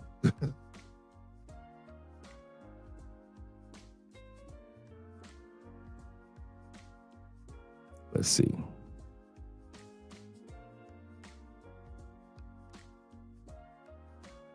There we go. Let's get started. Are women from foreign countries better wives than the ones we currently have? Let's not limit it to Great Britain. In the West in general, are women better wives? Let's go for a guy. Banksy, what do you say? Well, I've been recommending this for a long time, that men in the West, due to a myriad of reasons, should start looking elsewhere. I spoke to a gentleman in Australia about 4 years ago in regards to him. He was a pilot. He had all his house, everything paid, fully stacked. The man was rich, handsome, and generally, in that top, what you guys call the 10, 20%. Mm-hmm. And he categorically told me that when he is ready to get married, he is going to get married to a lady or a wife where he's going to find them either in Vietnam, Cambodia, Philippines, and a country like that. He's in Australia himself, very wealthy in Australia, but he will not bring his wife to Australia. He will marry her and he will stay with her and build a life in that country, because he knows that if he brings her to Australia, ultimately the feminists in Australia will corrupt her. And thus she'll be looking for the exit door within a few years, possibly a visa situation. So in order to counteract any of that, he will marry in his 50s, but he will keep her in that country where the laws are much more favorable in divorce courts to the men. What do you think of women in other cultures and how they treat their men? They can't really do what they want to as far as going outside, having fun and stuff in other cultures as much as they can in America. You think women in foreign lands can't go outside? What are you, chained to the house, to the kitchen sink? You just wash dishes and prep meals? Most of those women have far more freedom than you do. Don't tell them that little secret, though. We're too busy with the fembot Kool-Aid over here. These women are poor and vulnerable. Easier to manipulate, know their place. Disadvantage are in dire financial need. They want. It's amazing how they just belittle women. You think they talk bad about us, but the women back in UK and the United States talk so bad about women in other countries, as if they get no degrees, no education, as if they have no choice, as if we're going to the poorest of the poor villages and just plucking some 18-year-old out of the village. These women in the States, man, are hurt. And you can see the Asian woman looking like, what? Are you kidding me? Their visas. They have to be quiet. They don't know better. That's why you have to go to developing countries to try to take their women, and it sickens me. And yes, they'll do what you say. She is in a dire situation because she doesn't know about much in life. They have to bow and scrape at these men's feet. If you are a man and brag about go to underprivileged third world countries to get a wife, an obedient wife, you are a predator. There are actually women who are now calling men predators if they want to date a woman from a different country. In other cultures, a lot of women are more submissive. Yeah, they're pervy. Men are traveling overseas to countries that have less money and less education. It's because they want a woman who is dependent on foreign girls because you can't handle women. That's why. And this whole thing is so offensive and ignorant because basically what they're saying is that if a woman is not from the US and she's not woke, then she is uneducated, she doesn't have opinions of her own, and she can't be outspoken. And that's why men go for her. So the Western women think they are superior because they are empowered and awake, right? It's the women from other countries who are educated and can be just as outspoken and have opinions and actually can still look normal, which a lot of people here in the US seem to struggle with. American women say men go to foreign countries because they're trying to look for poor women who will submit to them. Write them up because we do not submit to men who have nothing. To judge passport bros, then you should consider that your argument is not valid and if your misconception on foreign women is demeaning. Still, successful women in foreign countries, they submit to their husband, they're feminine, and they're traditional. But if these women have better education than Western women, guess what? They're educated, they have careers, and they're still feminine, traditional, and value men to lead the relationship. Not feminists. How many women in the US are single mothers and live off the government and struggle? A lot, right? A lot of uneducated, poor women in America too. So that argument is invalid. One thing I've noticed is women who ask for the most usually have the least to offer. If you're a woman and you think men go to foreign countries because they think foreign women don't know wiser, who's really the uneducated one? Consider Western culture as their problem, not the women being uneducated or poor, and that's why they submit. Hi, good morning. So I woke up with all these videos of women attacking the passport bros. Oh wait, let me just take a sip of the coffee that my passport boyfriend made me. It's good. As I was saying, when you really don't care why they had to fly abroad to find a wife, a girlfriend, then why are you making all of these hate videos? If you don't care at all, why are you reacting that way? You girls making these content, saying all these nasty words against the women who were brought by the Western guy to their countries is just an example why they don't want you. It's so funny that you call us nanny, vulnerable, doormat, stuff like that, when we are actually not. Most of us are independent and smart. But being independent doesn't necessarily mean that you won't need a boyfriend, that you won't need a partner. Isn't it so nice that even if you're independent, you have someone that does things for you, makes life easier, makes life happier, right? The thing is, you're not just attacking the man, but also us when we didn't do anything. It's not our fault that they chose us over you. Why don't you try to be nicer? Try to care. Try to be considerate. No, we are not doormats or nanny. Yeah, we cook. We do the cleaning. Is that even a big deal? I love cooking for him. I love cleaning up the house for him. And he loves paying for my bills. So it's like the same. It's not being a nanny or being submissive, but it's equal. As much as I care for my partner, he cares for me the same, or maybe even more. My partner does the laundry, does the dishes, and I do the cooking, and then I do the folding. It's like 50-50. We are no better than you, I can say that, but you just got an attitude. We didn't get a degree to become slave for white men or black men.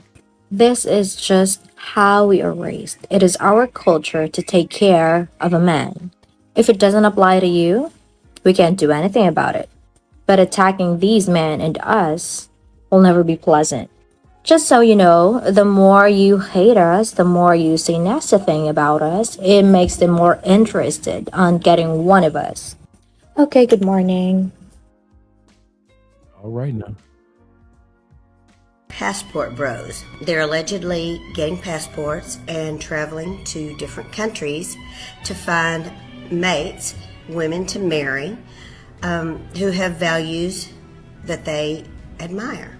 Well, I'm a mother of 4 sons, and one of my sons married a woman from Spain, and I'm here to tell you she is the most precious person in the world. She's very well educated, she's very elegant, she's very feminine. She knows how to cooperate with my son and not be demanding and entitled and ungrateful for the things that he does for her.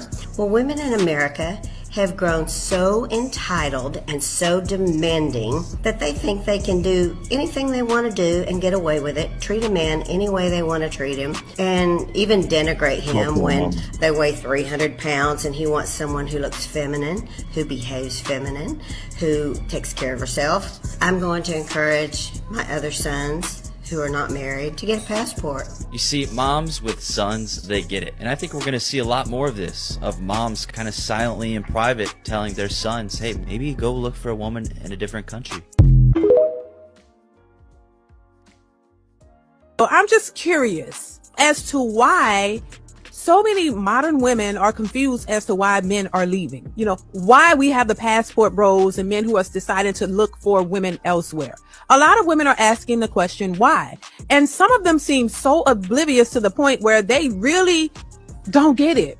They really seem to not understand why men are saying, hey, we want to look for love somewhere else. So I just want to kind of address that and just kind of give them a little bit of the reason why a lot of these men are looking elsewhere for love and marriage and family and all of it. So the first reason or conclusion that I could come to is the fact that we are in a modern society where we have a world full of modern women. These particular modern women are the opposite of traditional women. Okay? So what that means is men are looking for traditional women. And most men have always wanted traditional women. But because modern women were taught to go to school, you know, get their education, they were never taught to prioritize marriage, a man, or relationships. They were taught to go to school, get an education, take care of yourself because you don't need a man. So now that's created a society full of women who were only focused on getting to the bag.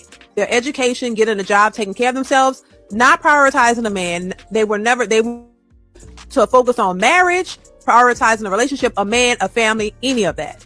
They just thought that, hey, we're doing what we're supposed to do. This is what our grandmothers, this is what our mothers told us. Hey, go to school, live your life, have your fun in your 20s, go to school, get your education, and take care of yourself so you can have something to fall back on and you don't need a man. So fast forward, here we are. We have a world full of modern women who are independent entrepreneurs, boss chicks, who are getting to the bag.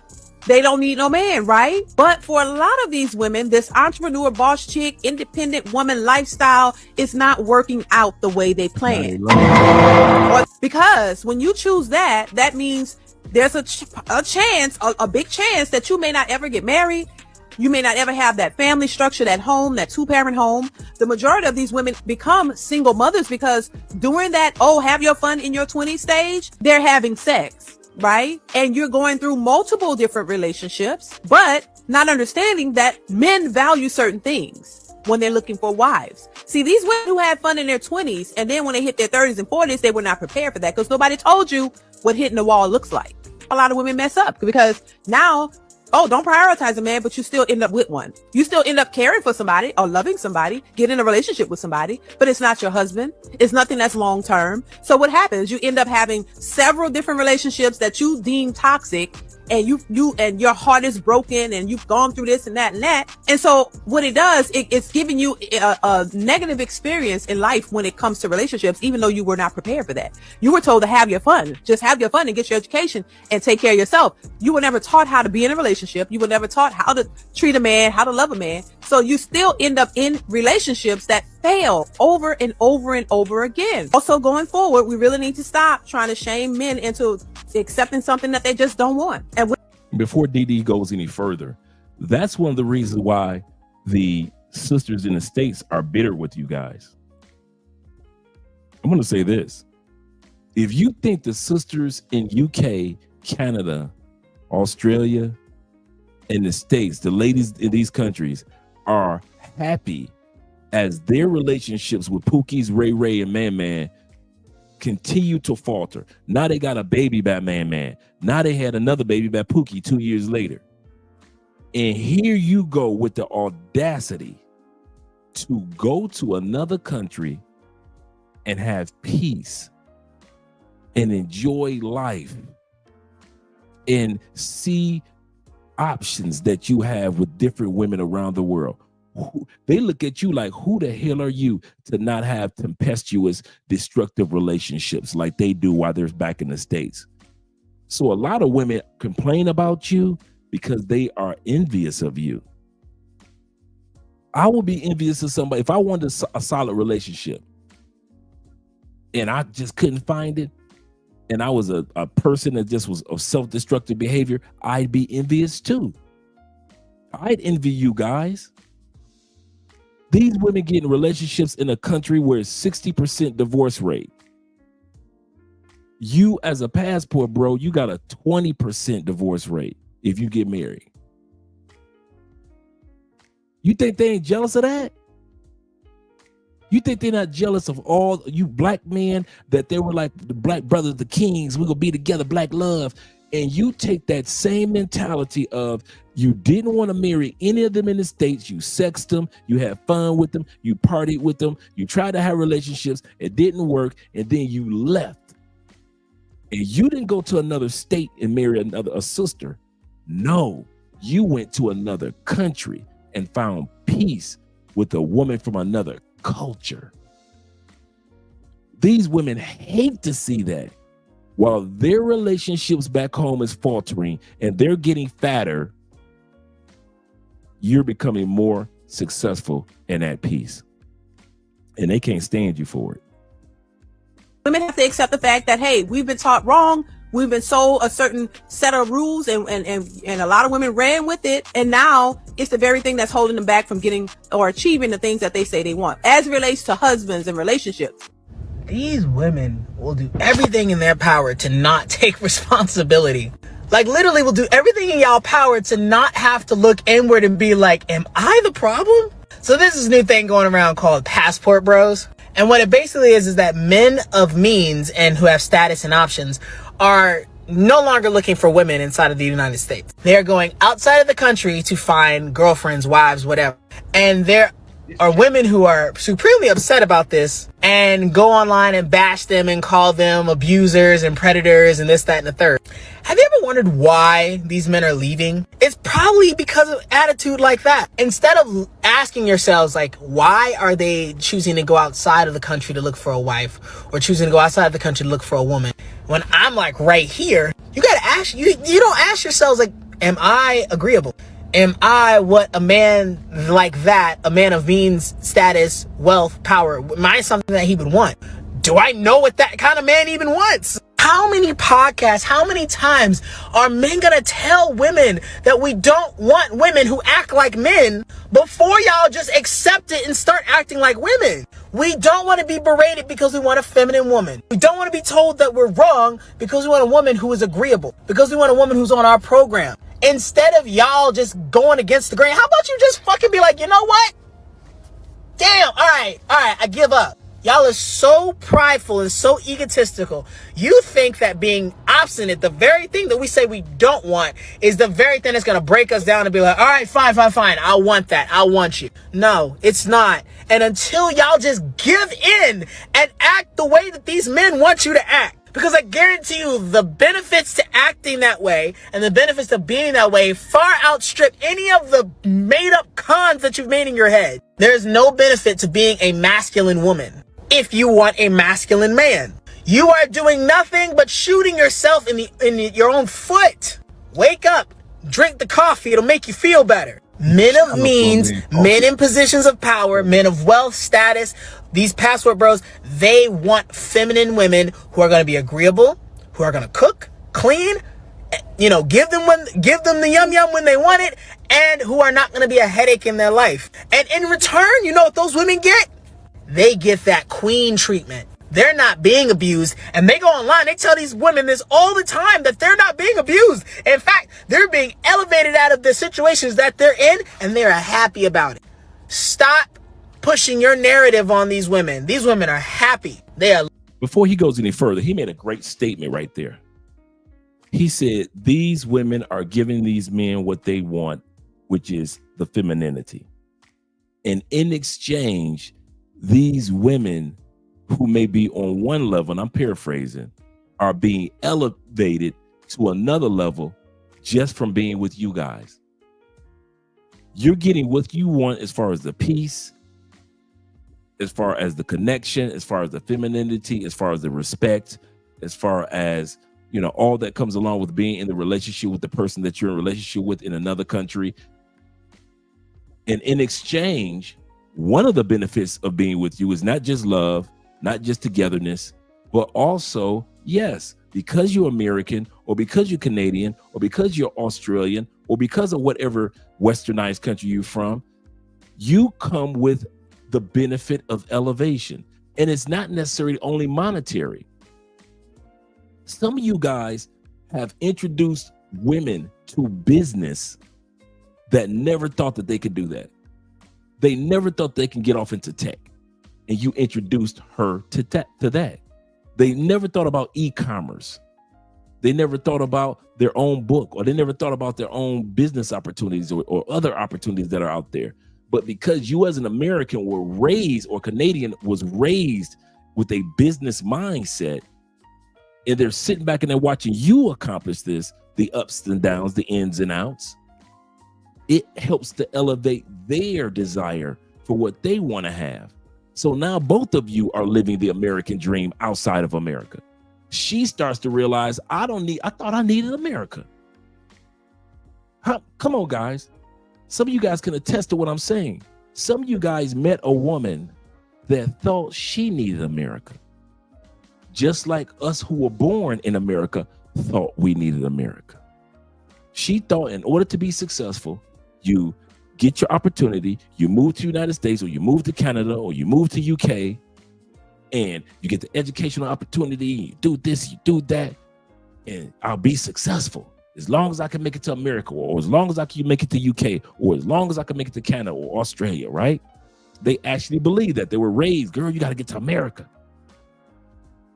And then they start dating an American. And you as an American introduced her that she can live the American dream without living in America. How? Because she's watching you do it every day. You discovered she's literally sitting back watching an American show her that you can be 100% successful with the ups and downs and ins and outs of being an American without having to geographically be in America? You mean the American dream can be franchised? And so now your woman, from being around you, starts to think in dollars and start to think about her version of the American dream and accomplishments and buying property and doing different things. Why is that? Because she discovers she doesn't have to be geographically in America, because you are showing her that every day.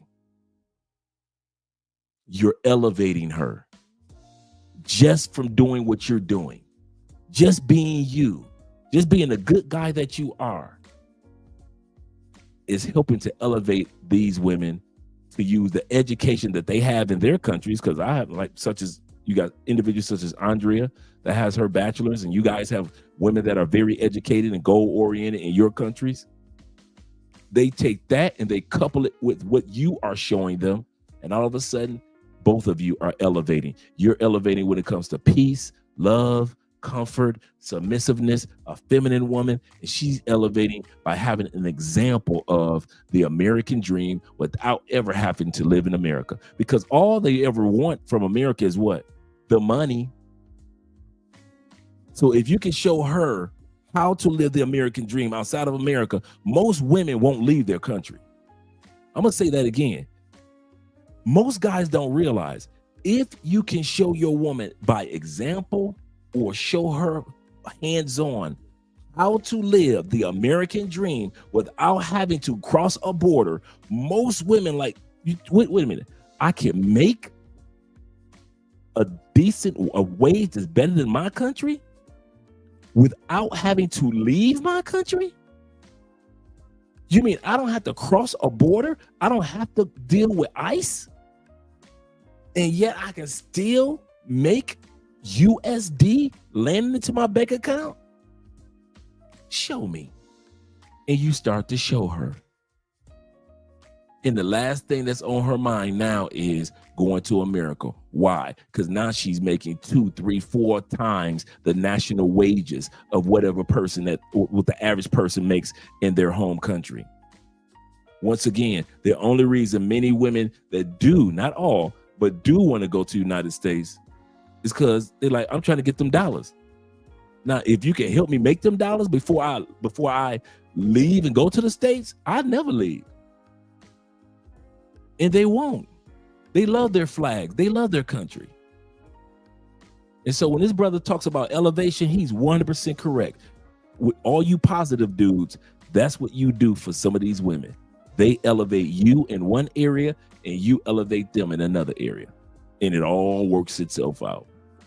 It all works itself out. He said, my favorite J rants are, are about the big girls, big girls, the fat chicks, fat chicks. I know y'all hate to use the term fat. Y'all like to use the term curvy in the States, because y'all think every fat girl is curvy. Yeah, he said, or scuba diving. My Philippine can barely swim, while me as a black man goes diving. He said we absolutely raise their level in all aspects. Remember Richie Mack when he first, blew up? What was one of the first videos he said? And it was on the one with the grits, right? When he said L was making grits for him. Here's the part also that we don't talk about. In that video, he said L never played golf. He said now she plays more than I do. L never played golf, but now she plays more than I do.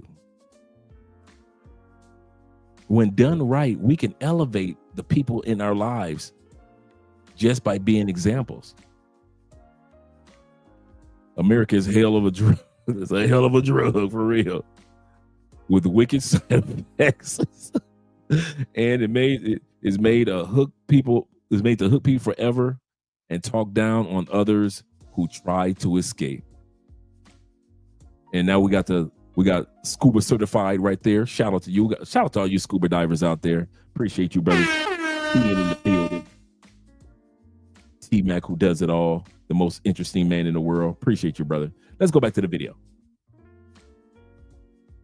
living housewife life with the jewelry, with the cars, with the ability to go with their man out to eat, whatever. And all they gotta do is be his ideal woman. And guess what? Since you won't, they damn sure will. You have been telling men for years that you don't want them, you don't need them, they don't meet your standards, that they don't treat you right. You can pay for your own hair, you can pay for your own nails, afford your own home, you can afford your own car, and are good for nothing. You're strong, you're independent. Then you get mad when these men go to another country to actually find a woman that has the qualities that they are looking for in a wife. Make it make sense. I also want to talk about why this mindset that so many Western women have is actually extremely problematic.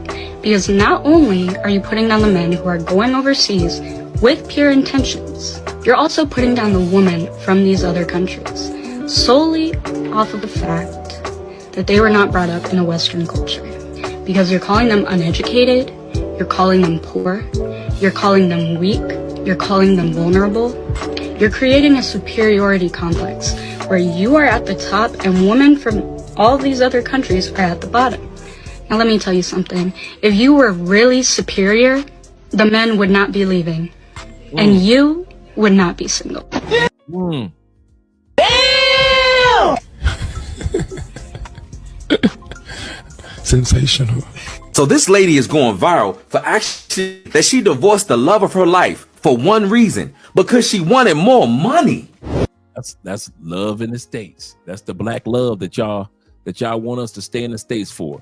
This the black love that plantation bros are dealing with. I've been divorced before. You know, my first marriage, we made all of the mistakes. Unfortunately, he passed away. So why did you guys get a divorce?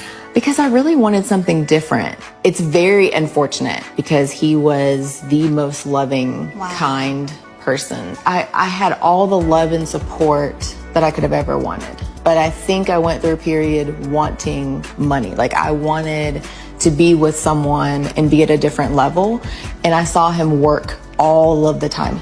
It's one thing to like work from like 4 a.m. to 10 p.m. at night, day in, day out, and still have no resources. See, that's the mistake that's the mistake they all make. See, the difference between, and this is a sad scenario. The difference between us guys that are with interracial relationships and international relationships, our women look at what we do as building. The black sisters in the States, they look at what we do as working. Don't let that slide by. Women in other countries see what you do on a daily basis, and they see that you're building towards something. Why some of the sisters, not all, but some of the sisters in the States just look at you like you just working. Like there is no destination for what you're doing right now. You've been working that for 5 years, like as if the oil can't spew up within the next few weeks after 5 years of hard building. And that's the part that I don't miss about women in the States, because they look at what we do as if we're just working, not realizing we are building towards something. And you've got to lay a foundation. And sometimes it takes a while to lay the foundation to build on top of. And women in other countries will allow you the space to build and make a foundation and then build on top of that. But then too many sisters in the States want you to have the whole structure already built. Then they'll come into the house of your life. Then they'll come into your life and brag to their friends, look at who I married. Look at what I got, girl. He the one. Some of you guys are, many of us in Theo's classes, a lot of guys are on the building mode. A lot of us are on the building mode. And you got women that's working your last nerve because they think you working your job and you're working these classes and it's not going to go anywhere. You're not going to make that money. But they're the main ones that want to be on your side once you graduate Theo's classes, get your certifications, go through the interviews, and get hired. Then they want to be on your side. To where women in other countries, they'll be with you through thick and thin. And this is why our divorce rate is only 15 to 20% compared to the United States. Shout out to Kings of Dreams in the building. Salute to you, kind sir. Salute to you. Glad to see you here, Kings. Let's continue on with the video. And for me to work, do the same, and just want a different life. So, long story short, you wanted a different life and lifestyle than he was able to provide. And so you said, you know what, this, I'm out of here. I need more money. I was selfish and took advantage of a real unfortunate situation, which was he loved me and David unconditionally. Every time we saw each other, like, you knew that was your soulmate, right? Wow, so he was your soulmate. He just loved you. He really did. And you broke his heart. Oh, don't cry, Chip. And she left him, and all she got was slutted out. That's all she got, was slutted out by some rich dudes. She has no story to tell of somebody coming, bringing her to give her the money. All they had to do was dangle a little bit of money in front of her, slut her out, and then let her go to the next rich dude and see if she can get that money that she thought that she couldn't get from the last man, the man that really loved her. She thought his money wasn't good enough. It wasn't long enough. So she decided to be slutted out by some rich brothers compared to being loved by a regular everyday brother. That's what you plantation bros got to deal with. That's what you brothers that stuck on the plantation, Mr. Gilmore's plantation. Yeah, the game is the game, and she got played. Now she want to cry. I know a lot of women will not like this topic, but it needs to be said and discussed. So I'm just going to go ahead and pop off with the question. What do we as women bring to the table? And how does marriage benefit men in America today?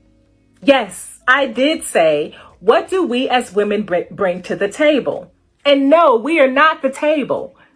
I don't know how or when our egos have gotten so large that we think that we are the table or that we're the prize. Because we reside on a place called Earth, we must realize that relationships are give and take. And before we can enter into a relationship with another person, we must know what we can offer before they even consider giving us their time. We can say all day long that we want unconditional love. But let's be real, relationships are conditional. Setting standards and boundaries is conditional. At that time, I just thought that he was just boring and he didn't want to do nothing. He only wanted to go to church. He didn't want to go out or travel or do anything that I wanted to do at my young tender mind and my young tender age. You can do anything to a woman. You can beat her. You can make fun of her. You can talk about her mama. You can cheat on her. You cannot see her for months at a time. The one thing you cannot do is be boring. You cannot be boring and keep a woman happy and keep her in your own. States. Now you don't want to cook for the man. Now you don't want to do your duties for the man. I have women's rights. I can play a role as well. I can be the man, basically. I'm trying to say I can also be the man in my house. We'll be discussing why African men come to the Western world and marry foreign women. Majority of African women focus on me. Just want money. Pay my bills, do my hair, fix my nails. I need eyelashes. I need a... Now she's saying that the same mess is going on in Africa. They're saying the same mess is going on in Africa. New car. Yes, there is the mindset of the quote Western woman, which is a way overused term, whatever that means, being very entitled. And why put in work into the relationship? Why put an effort into making myself a better woman, girlfriend, wife, whatever it may be? I'm the woman, I'm the prize. I think there's something to that. I think that notion didn't come out of nowhere. And I think these men see that more so in the United States, for example, than they go to a place like Colombia, where they simply get off the plane. Question 1. Why is it that Black women will say we want a corporate thug? Do we not realize that a corporate thug doesn't exist? Why is it that a good man is considered corny or a nerd? Do we not understand that those are the men that we want in our lives? Because the corny man is going to be there for his family. He's going to take care of his children.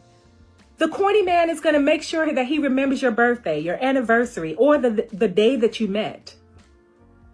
The corny man will surprise you with flowers from time to time.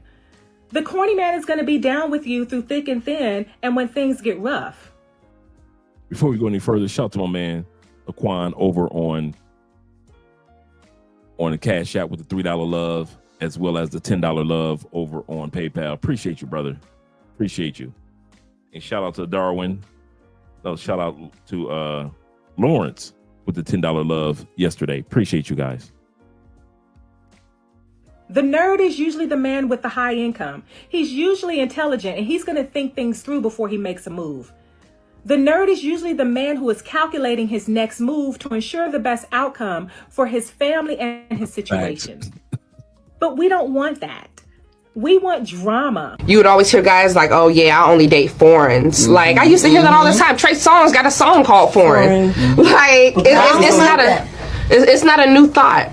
And it does make women feel like they're not enough, not good enough. Like, because we're from the same country, I'm not pretty enough, I'm not beautiful enough. No, you're not pretty enough on the inside. You're not beautiful enough on the inside. There's nothing feminine about you on the inside. We're done with worrying about judging and comparing American women externally. Let's be real with this, gentlemen. American women externally can't compete for the most part with foreign women externally.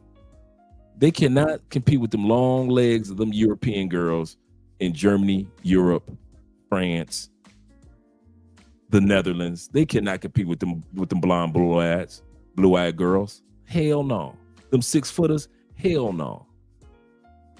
They always coming down here to Cali. They love Cali, Colombia. And I see them all the time. And they be like 6'1", 6'3". I'm talking about them women tall. And they be fine. Them American women can't compete.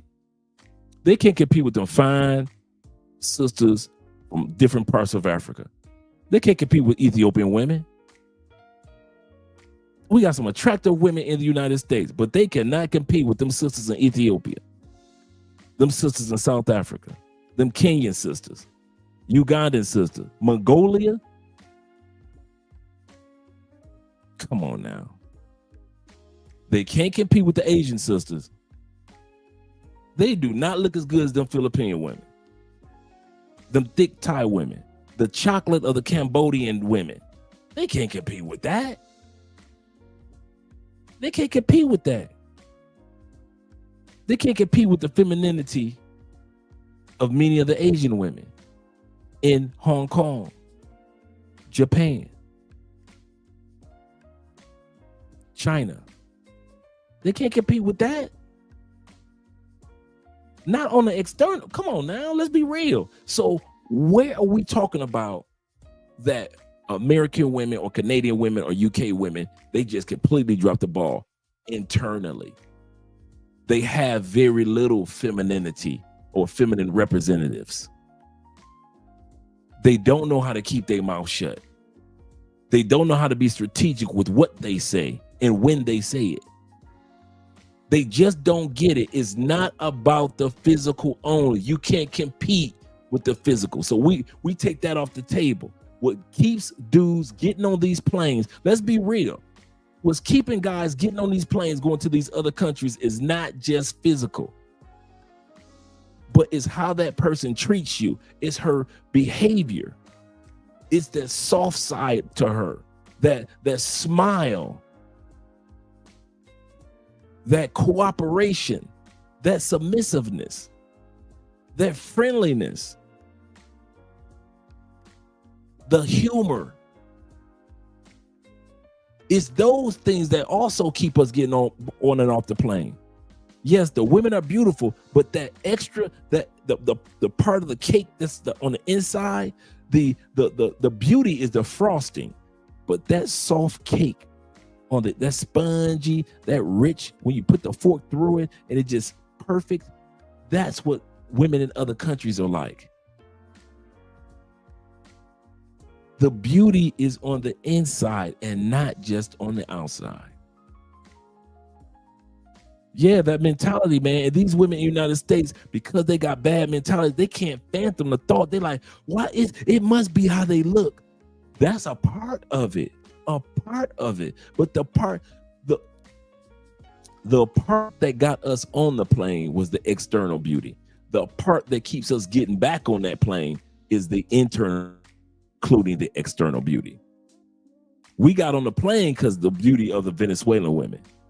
We keep getting back on the plane because the inner beauty also of the Venezuelan women, of the Brazilian women, of the Philippine women, of the Thai woman, of the Indonesian woman, of the Mongolian woman,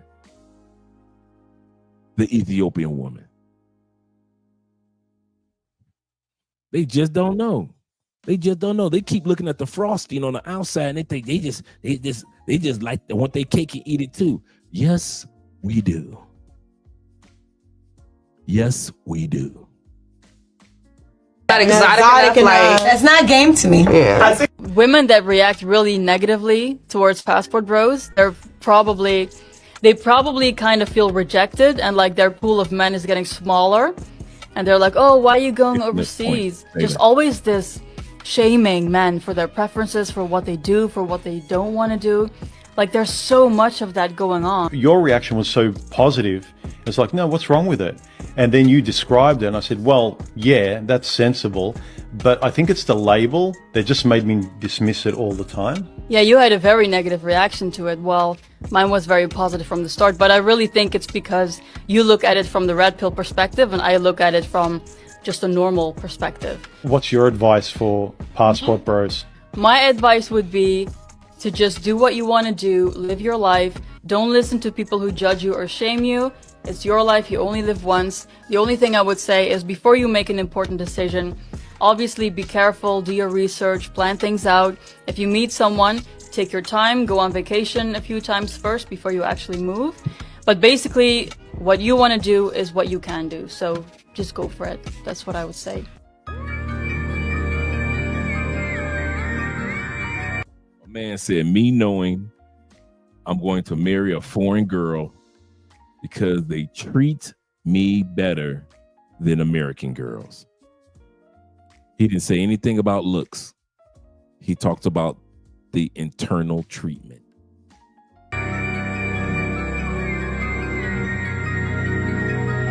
So these girls know how to put on a front. They're getting slicker and slicker. I used to think dudes was worse than females. I don't really know anymore. I don't know. So I think smarter. It is. Another sports figure that's looking to become a passport bro. I think it is hard, but it's gonna happen one day. I'll probably meet her overseas or something. Nobody likes a bitter old woman. In this comment, it's a baseless accusation because the female ego needs to believe that the men leaving the country are washed out. Because the 4B movement rests on the same, saying, we struck out in relationships. Relationship after relationship has failed, but it can't be our fault. So we're choosing to be single. And that's why the Passport Bros movement is so offensive. It has accountability built in. They're saying, hey, we struck out here in America, and we think we know what's wrong. We're going to go date where our values are more aligned. And these men have peacefully proven that they are worthy of love from someone. They are still willing to step up in a way that matters to someone on this planet. 4B can't find anyone on this planet. Let this man go. Okay? It's not a good idea. These marriages don't last. Grandma say, let us go. Why? Why did grandma say, let us go? Because grandma believes, and she ain't been nowhere except on a couple cruises and to the casino with all the other church mothers. She says, let these men go because these marriages don't last. Many of them don't last at all. Passport bro marriages don't last at all. That's what she's talking about. Should you marry someone from another country, let these men go. Because, girlfriend, many of these marriages don't last. Is she statistically correct? Because you really don't know these people. And their agenda is just to get to America by any means necessary. Okay? Open your eyes and your ears and protect yourself. Where's your wedding ring, Grandma? Here we go. Let's look at the stats. Let's see if Grandma was correct. Let's look at the stats. Divorce rate in America, American men who marry American women. Y'all always talk about, because I hear y'all always say, you know, I need my boo right up under me. That's what American men say. I can't do no long distance relationship. I need my boo right up under me. But for dudes that got their boo right up under them, and I know these stats are higher than this, 45 to 51% divorce rate with your boo right up under you. The divorce rate of American men who marry foreign women, approximately 20 to 30%. And actually, the latest data is actually less than that. Like Ronan was saying, it's actually 15 to 20% of us who marry foreign women, or get, and let's say you don't get married, you just get in a serious relationship with foreign women. And I mean serious, not them playing them games while you still searching for another woman. I'm talking about you getting a serious one, and y'all might not be married yet, but y'all serious. Only 20% of us separate because of all the work that we put in. All the work that we put in, all the money that you spend on flights going back and forth to see each other. All the time that y'all spend video chatting on the phone with each other. See, a lot of people don't realize how much work that you put into that foreign relationship that makes it more solidified than those that are at home. Those at home don't put in the work that we put in. I used to think that relationships back home was work. I really did, and I still do. But when you are a dude or a woman that's in a relationship with somebody in another country, you putting in the work. When y'all serious, y'all putting in the work that an American or Canadian or UK relationship couldn't even fathom. You put in the work in the United States, you still end up in a divorce. You still got 80+% of the women that's gonna leave you anyway. Divorce rate at 50-something%, and of that 50-some%, 80% of it is filed by the women. Your woman is guaranteed to leave you in the United States. All you plantation bros. And then those of us who build strong, solidified relationships in foreign countries, we only got a 20% chance of separation. Now, I hope Zay is still here, because Zay asked a question earlier, and I want you guys to hear the answer to it. Zay asked about Colombia. If a person gets a certified, notarized prenup, will or can a judge in Colombia turn that around? Let's take a look at that real quick. Let's look at that answer real quick, because I got it up for Zay. So let's take a look. Let's make sure we got it on the screen. Let's pull it up. Add to stage. Remove this one. Put this one on. Okay. So this is what could happen. Let me blow this up for us, gentlemen. Let me move this out of the way and blow this up for us so you guys can see this a little more clearly. Oh, that's really too big. Okay, there we go. Okay.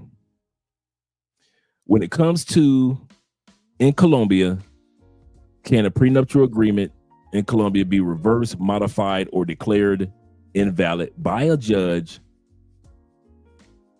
But only, and the answer is yes, but only under legal circumstances. Let's take a look at the circumstances. If of course it has to be made before, done before marriage. That's what a prenup is. It has to be signed in a public deed before a notary. They got a lot of notaries down here. And then registered with the notary down wherever location you go to. So that's how prenup is done. Prenup is done.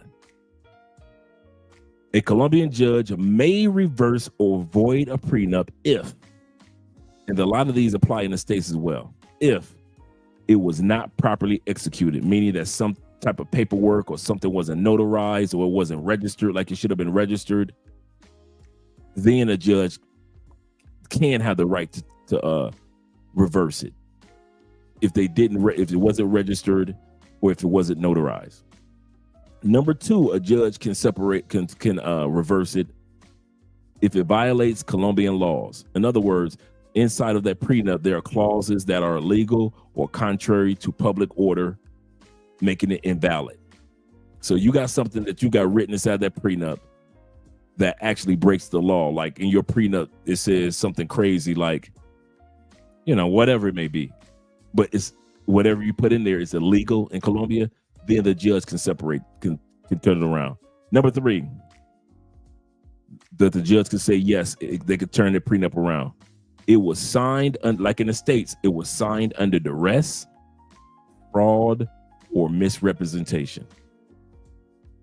That's, for example, in the United States, if a person signs a prenup 6 months before the marriage or under 6 months before the marriage, often people fight. Often the women fight. If it's under duress, like it's right before the day of the wedding, she can say, I was under duress, the wedding was tomorrow, and I didn't know what to do, so I just signed it. And a lot of times the women win the case in the United States. It's the same thing in Colombia. She cannot be under a stressful situation and sign a prenup. Number four reason why a judge can turn it around.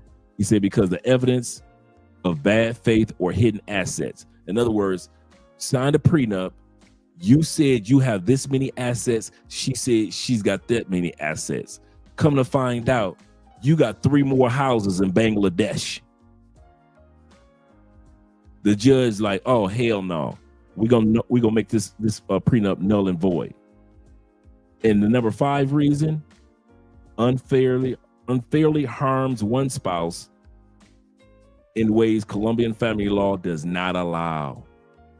So if they think that prenup at one point in time or another, that the one person was going to get gypped or had or robbed or scammed, that's the term I'm looking for, scammed, the prenup can be voided if the judge feels like you scamming that woman and you're not being honest if she's being honest.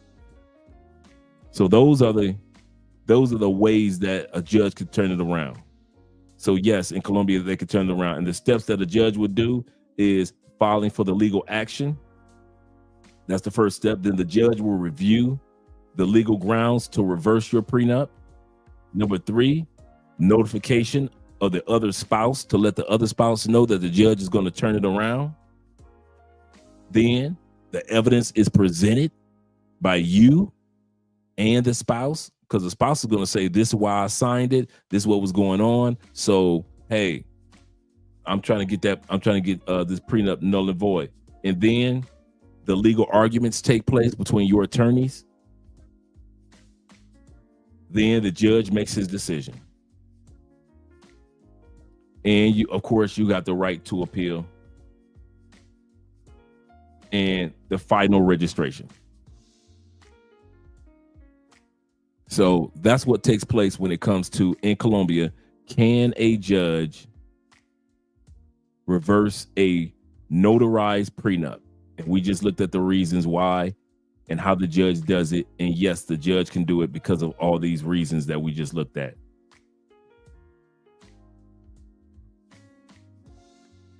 So just wanted to give you guys a little bit of trivia. Let's head back to the video. Let me remove this and add this. The modern woman today has been tricked that her education is correlated to her intelligence. or it's correlated to the type of man that she is owed. Modern women today will shame, insult, and guilt you out of your standards. And that is why men are flying over from the West to another country and getting play. The women from the West, they can't fly over somewhere else to go and get men. No. They're pushing their men away to these other countries and then cursing them out for going to these other countries while pushing them away. We feel like we own our men in our culture. They don't want you having more options outside of what they're giving you. If Western men are not wanting us and can't deal with us, we can't get a man here. Men from more traditional countries, which the vast majority of the other countries in the world are way more traditional than the West, especially the U.S. I don't know about the UK, but the U.S., if the men there say that you're a hot mess and they're not wifing you up, you're not going to go to Italy, Portugal, or Brazil and get a man unless he's trying to get a visa. I'm married to a white woman. Of course my ancestors are turning in your grave. He said, of course my ancestors are turning in their grave. Shout out to my man Abijah in the building with the $5 love on the Cash App. Appreciate you, brother. I'm married to a white woman. Of course I'm married for the money. I'm married to a white woman. Of course I hate myself. I hate myself. I'm married to a white woman. Guess we just got his green card.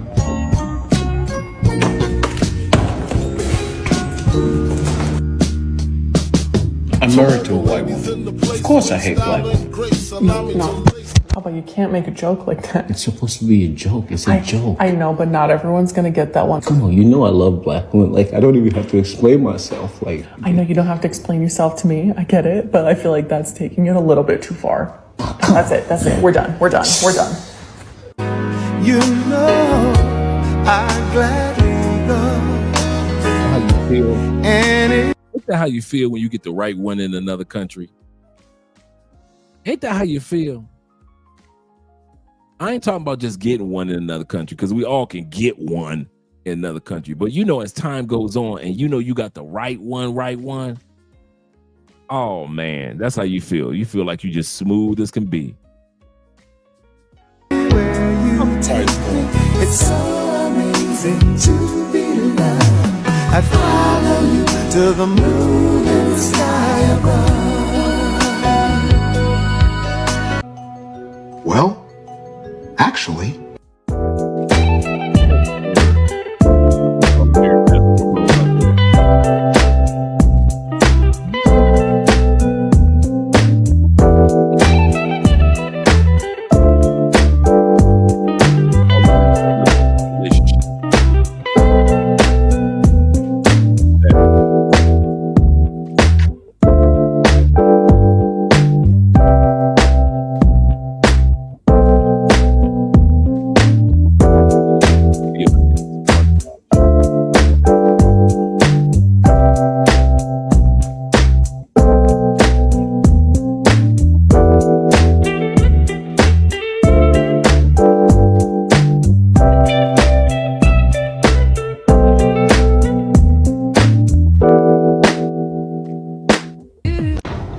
Passport Bros topic, because a lot of Passport Bros are in my comments.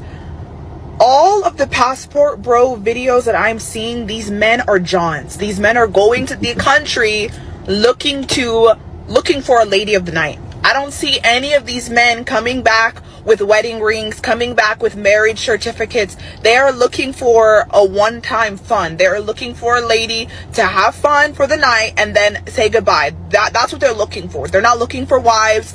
And to the men that are going to get in the comments and start the yada yada yada, show me videos, tag the Passport Bros. All right, ladies, since you want proof, well, here's proof number one. What did we just do? We get married. We got married.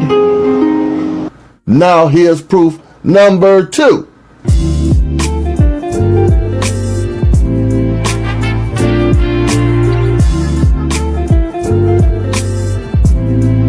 If you still don't believe it, ladies, what more do you want? We were just kids when we fell in love, not knowing what it was. I will not give you up. This I don't know if you guys remember this. This the white girl that's from, I think, from France somewhere. She comes from a very, very wealthy family.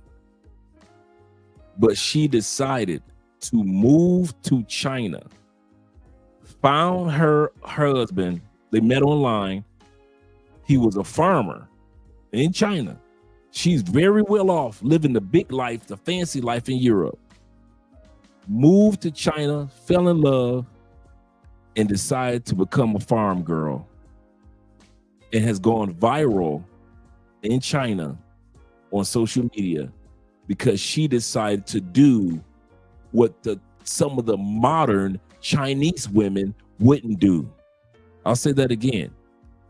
He could have married a well-off woman or any woman in China who wanted to become who would have been willing to give up the modern life and move like the show Green Acres.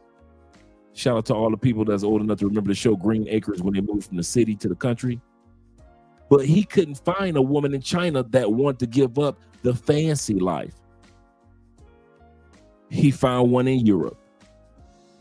And she came over and she fine. That's a bad white girl.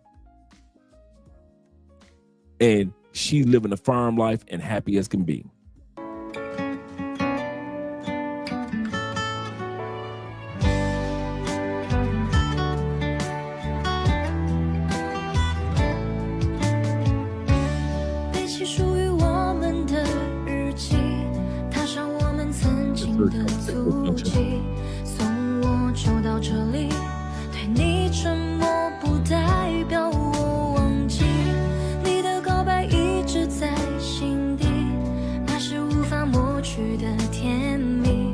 So for some people, having peace is not necessarily having the money, being rich, being famous.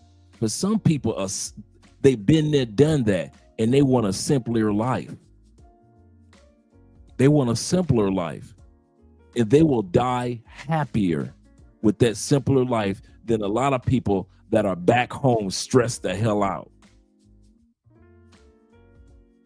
So for some of you guys, that if you want a simpler life in another country, go for it. Go for it. If you want to come to Colombia and move to a smaller town, go for it. You ain't got to live in Medellin. You do not have to live in Cartagena. You don't have to live in Cali. You might want to move to the coffee region, Manizales or Peru. I know one true story. Met this brother about 6 months ago. This brother owns a lot of real estate in the States. This brother kind of like 35, right? Came to Colombia, met a Colombiana that comes from a family that owns hundreds of coffee acres in the small town of Manizales. So now he got a fine girl. She owns a bunch of property. Her family owns a bunch of property, and he owns a bunch of property in the United States. And that's what they had in common, and that's what gelled them together. And they've been together for years. And you wouldn't even know that this brother existed or his woman existed because they're not on camera. There are a lot of brothers that are living simple life. I mean, I met one brother, man, and his woman was fine. He's been living in the coffee region in Pareda for 20 years. He's a writer, a brother. He ain't balling. He got his beautiful woman, and he lives in the coffee region, and he writes. He's a writer, and has written some bestsellers. Some people just want a life of peace. They ain't gotta be balling like that. And for this white girl right here, that's all she looking for. She like, you know what? I was born and raised with the ballers. It ain't all it's cracked up to be. She realized that she only got so much time to live on this planet. And so she decided to live the life that she wanted and not what everybody else thought that she wanted. And that goes for us too, gentlemen. Live the life that you want. Damn what everybody else is talking about.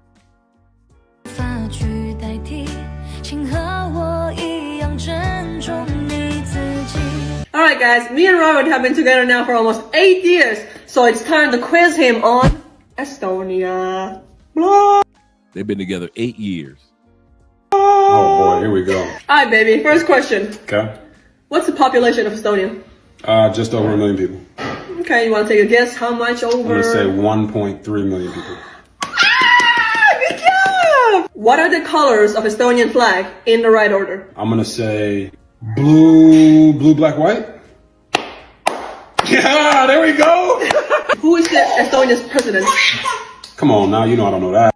It sound like I hear some shorties in the background, and I see the big ring on her finger.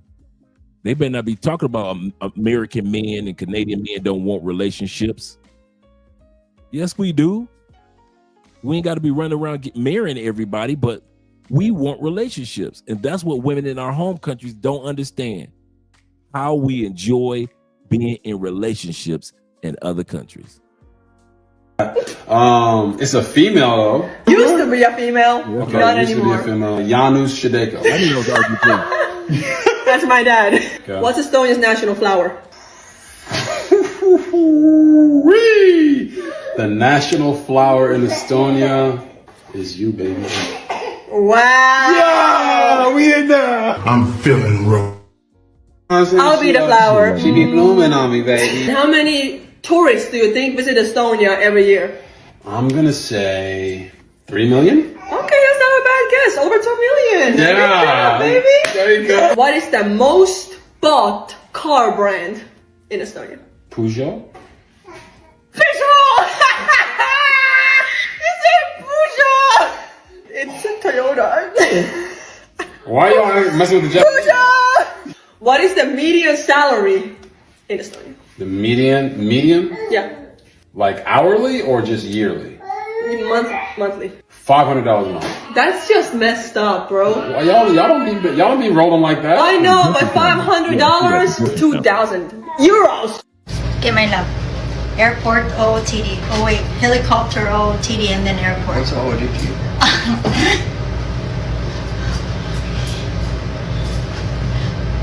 One more, 1, 2, 3. One more. What's OOTD? Enjoy yourself. This is a white dude from Europe that's getting married in Africa. This boy about to put a show on. Buckle up.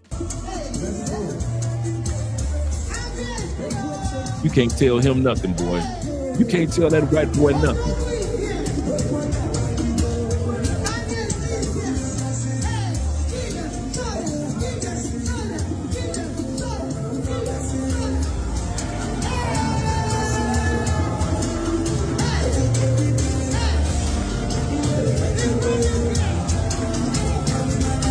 I better leave that white boy alone. That white boy is happy, at peace. At peace.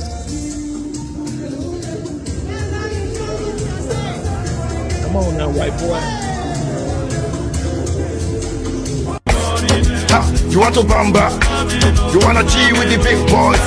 Now you the wrong, get it, you the wrong, get it, up with drink with a drop cup. Ha! Hey! So you see how the thing goes? How the thing goes? Y'all know I had to put that stat back up there for everybody that wasn't here earlier. Divorce rate for American men who marry American women. You fools. 45 to 51%. Divorce rate of American men who marry foreign women, approximately only 20 to 30%. Yep. And he had a fine African woman. Dude got enough sense to get their passports and get them a good foreign woman. He said, I brought me some nice custom tailored West African clothing. Shout out to you, my man T-Mac. It's showtime. Marrying a foreigner internationally requires a lot of documents, and I had no idea when we first started dating, but now we've been together for almost 5 years, and we decided that we're gonna get married the next time I'm in Colombia. The documents vary depending on which country, but as a US citizen getting married in Colombia, I essentially need 2. My birth certificate and my single status document, and then I need to get in Colombia, I essentially need 2. My birth certificate. Now, she didn't just need her birth certificate. Shout out to AZ. She needed a birth certificate with the apostille seal on it. You see that gold seal at the bottom of it? That's what she had to get. You cannot just go to another country and get married and just have a regular birth certificate. You have to order a copy of your birth certificate, and on the website, it'll ask you, do you want the apostille stamp? It's like an extra $15, and you'll get a copy of your birth certificate, and it'll have the gold seal at the bottom of it. Some of you dudes who aren't even thinking about getting married, I would recommend that you get a copy of your birth certificate like this to take with you to another country anyway. So basically, I know exactly what I'm talking about with this because I had to do this right here. So I know this one right here. Certificate and my single status document, and then and she said the single status document, that's proof that you are a single person. You can go down to your city county building and ask for what's called the affidavit of singleness, or proof that you're single. Once again, it's called the affidavit of singleness. You can go to any city county building, small town, large city, and ask for it, and they'll ask you how far back you want us to go to prove that you're single. Do you want us to go back 2 weeks? Do you want us to go back 10 years, 15 years, to prove for the last 15 years you've been single, or the last 2 weeks you've been single? How far back do you want us to go? The affidavit of singleness. So she's right. The proof of singleness. I need to get those translated into Spanish. Clearly, we had a few issues right from the start because I paid to get my birth certificate expedited and they sent it to the wrong address. And then I showed up to my appointment at the Secretary of State to get my documents apostilled and my Yep, I had to do that too. I had to go. My flight was leaving that next morning. I had to drive from Tampa. All you Florida boys know what I'm talking about. I drove from Tampa to Tallahassee 3+ hours later. The office had moved because Tallahassee is the capital of Florida. The office had moved to where I need to get my state apostille stamp for my proof of singleness. And I had to go find out where the new office was. By the time I found out where the new office was, it was hidden. So it took another 20 minutes. It was me and the old lady. We both looking for the same office. Finally found it. Had to wait. Finally got my stamp seal. And then hop in my car and drive 3 hours back to Tampa to catch my flight back to Colombia. So when I tell y'all it's work that we put in as black men or any man that's an expat to build and make our relationship strong, that's why the divorce rate or the separation rate of men that marry foreign women, American men that marry foreign women, is only 20%. Why? Bruh, you put in so much work that you like, sure, this better be the one. Because you put in work, dog. Shout out to RG3 earlier. Let's go back to the video.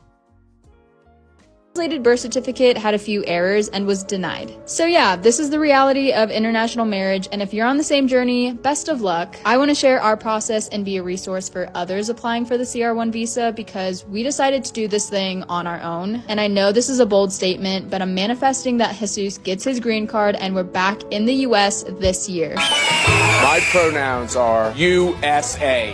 How about it, huh? Mexican dude getting married in Cameroon to a Cameroonian woman. Oh, you gotta love this one. This is like night and day.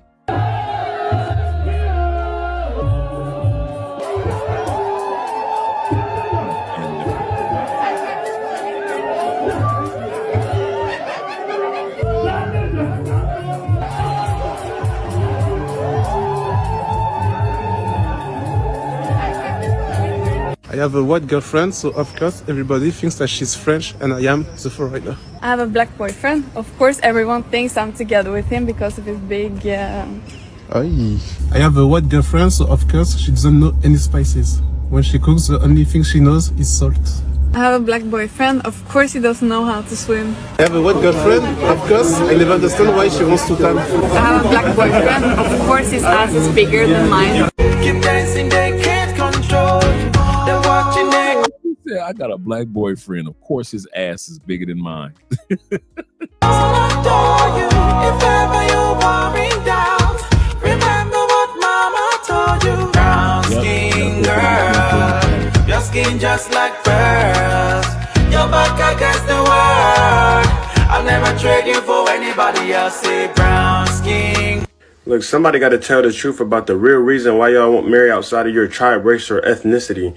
Because y'all are cowards. Y'all are scared about what your parents are going to say if you marry someone that's not from your tribe, not from your race, not from your ethnicity. They don't share the same culture as you. Y'all got to just keep it a bend. Just tell the truth. Why won't you marry someone outside of your tribe? And instead, y'all just sit here and say, oh, my tribe is the most beautiful people on earth. My ethnicity is the most beautiful people. Our culture is the best culture. Everybody can't have the best. The Somalis said they got the best. The Yemenis said they got the best. The Mexicans said they got the best. The African Americans said that they got the best. The European, the Asians, they said they got the best. Everybody said they got the best. They're the most beautiful people and this, that, and the third. Just tell the truth. You can't marry outside ethnicity, your tribe, or your culture. So instead of you just saying that, oh, my parents, I'm scared, I'm a coward. I'm scared of what my parents are going to say, or I'm scared of what my community is going to say if I marry someone that's black, or if I marry someone that's Asian, or if I marry someone from India. Just tell the truth. Me personally, I can marry whoever I want. My parents, they don't have an issue or problem. I don't got to worry about that culture, ethnicity stuff. I'm not worried about anything anybody got to say. I'm going to do whatever I want. If I love a woman for the sake of Allah, I'm gonna marry her for the sake of Allah. That's it. I'm not sitting here about to marry a woman just because of her ethnicity or me and her come from the same ethnic background or same race or culture. I don't care about that stuff. What I care about is the criteria is the Quran and Sunnah. If she got that, let's move forward, inshallah. I don't care about that culture and tribe and ethnicity stuff, and I'm not about to turn a woman down as pious because of her ethnicity or her tribe. Or if she got deen, la bas. The Prophet ﷺ said, "Either attack men tardawna dinahu wa khuliqahu fazawijuhu." When someone who comes to you and their deen and their character pleases you, marry them. And in another hadith he said, "Either attack men tardawna dinahu wa imanatuhu fazawijuhu." The Prophet, he said, when someone comes to you and their deen and their trustworthiness and integrity pleases you, marry them. And Allah says, "Wanqiha ayam minkum," and marry those from amongst you that are single. The unmarried men marry the unmarried women. The unmarried women marry the unmarried men. The Prophet, he said, a woman is married for 4 things: her beauty, her deen, her status. Her beauty, her deen, her status, and her wealth. But the Prophet, he said, marry for deen, may your hands be covered in dust. Allahu Akbar. This is a huge reason why men left foreign women. Foreign women, unlike Western women, are actually taught from a young age on how to treat men properly. Western culture, women are raised with entitlement, and they're only taught on what to expect from men, not on how they should treat men. Men are only taught on how to treat women, but not on what they should expect in return from women. Absolutely correct. Absolutely correct. And I've got one more video that piggybacks off of this, with black men being able to be with who you want to be with. Give me a split second. I'm going to pull this video up.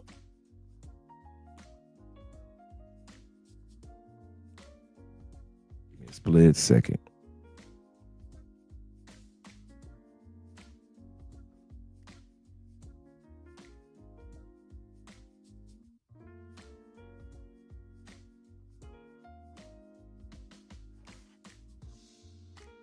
Is viewer supported. If you find value in my work, please consider making a modest donation using the pay links in the bio. And this is complicated, and he dropped that video today. I think it was Kenny that sent me this video. Kenny, or you got the other brother that sends me videos too. But they're talking about the passport bros, and you're gonna hear it from the perspective of Americans that ain't never been nowhere, and you're gonna hear it from foreigners as well. So we're going to hear, he's going to interview foreigners as well as Americans.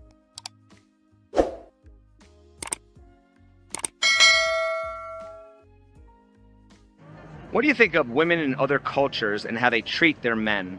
Well, I think it's different. For example, where I come from in Europe, it's more like old school. than the modern way of dating?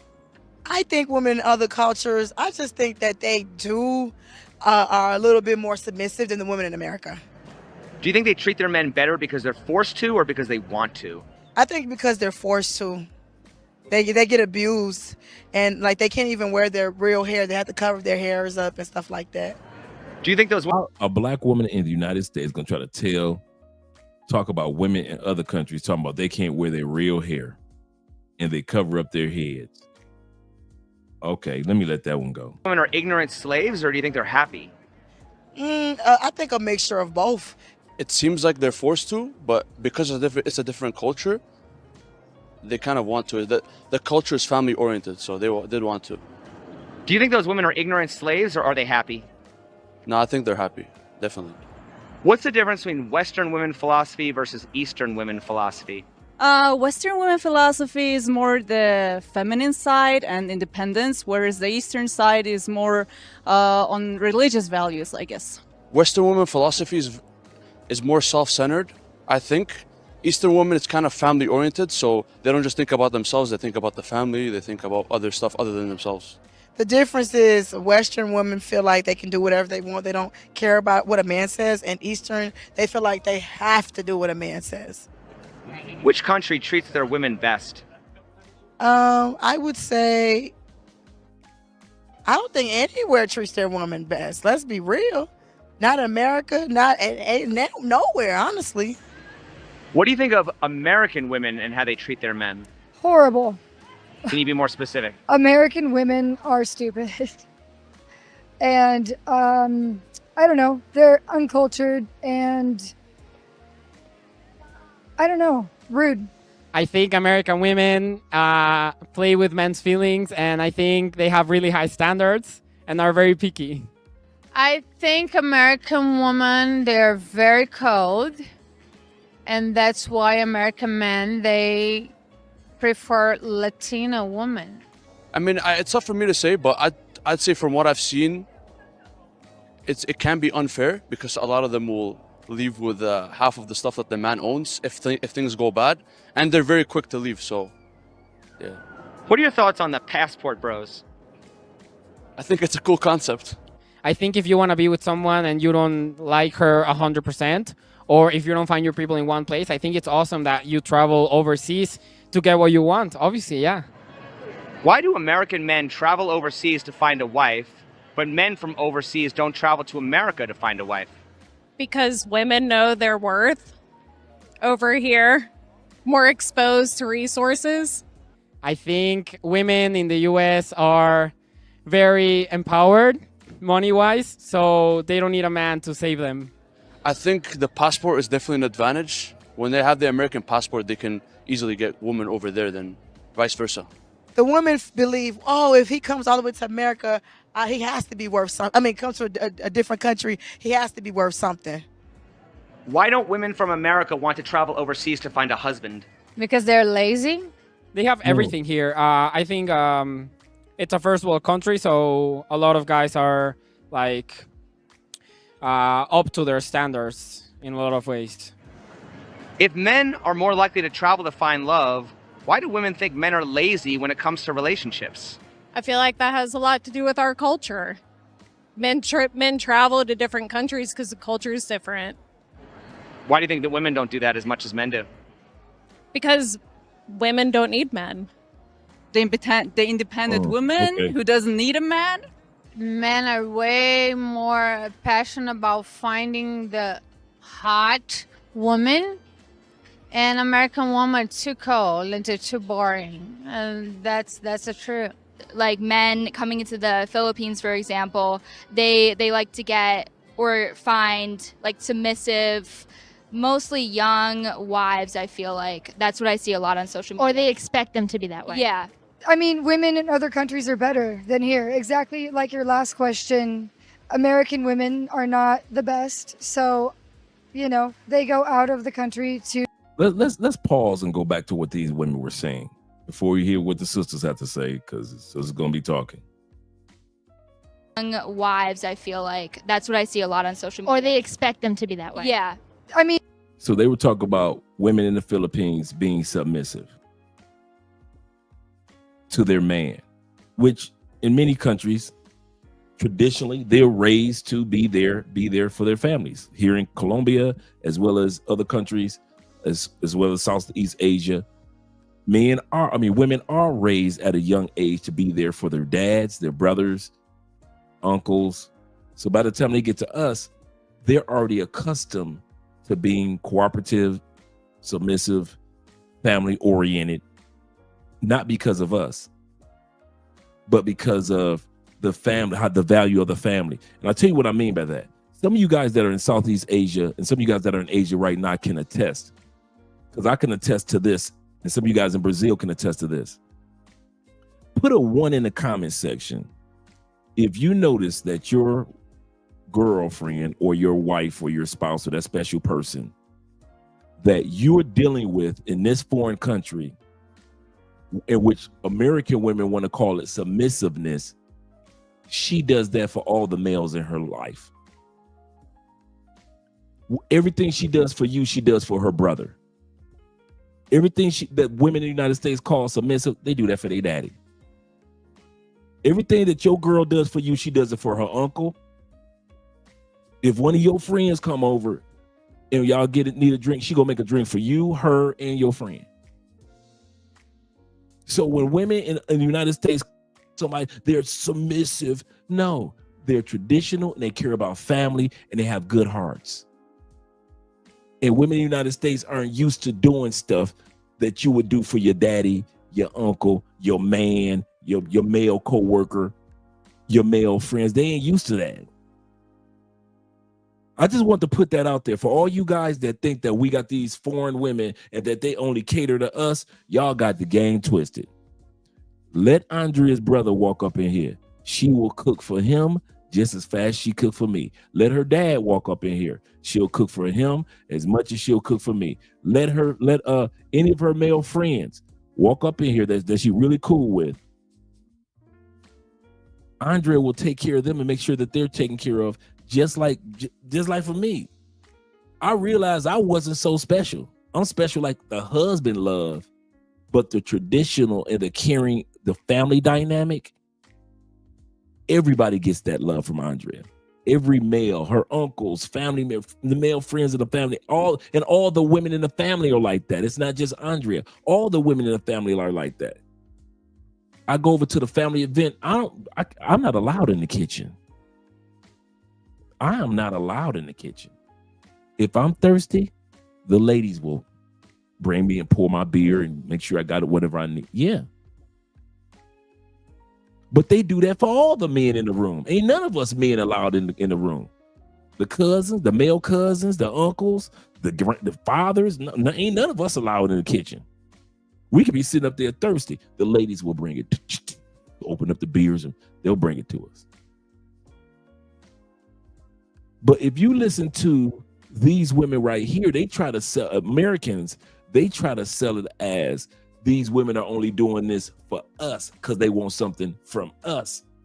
And we who are in these relationships are here to tell you guys, they do it for everybody. We ain't special. Dad get the same treatment that I get as far as the little thing is concerned. Kid you not. Thank you guys for putting the ones in the comment section, because I know that I'm not the only one that you start to notice that your girl does these little special things for all the men that she was around long before she met you. Andrea's dad was showing her how to cook meals from 11 years old and be there for her little brother and iron his clothes and all that stuff. All this was going on long before I came along. Shout out to my man Gary from Indiana. Yeah. It ain't just you. You lose your little sparkle once you start to realize that they do it for all the men in their lives. You like, oh, so I'm not that special? So I thought this was just for me. Nope. Nope. You like, oh, okay. My man in another crying storm said, one, my Italian girlfriend did a submissive thing for me, her dad, her uncles, and her male cousins. Absolutely correct. He said, if I walked away, he said, and if we walked anywhere near the kitchen, she would yell at, bruh. I'm gonna get to the super chats in a second. Bruh, we just look at the kitchen.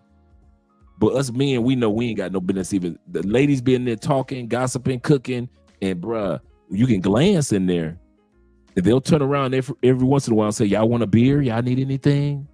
Other than that, we know, keep your butt out that kitchen. But American women think that we doing some enslavement type of stuff. My man Black Nubian says this. He said, after my first trip to Cali, he said, I stopped trying to argue and convince these women how they need to act. I put my head down. He said, put my head down and keep on moving. Absolutely correct. That's how I do it when I go to the States, the few times that I've been back. My man Meek says this, Ephesians 5:22, women, submit yourselves unto your own husbands as unto the Lord. Absolutely correct.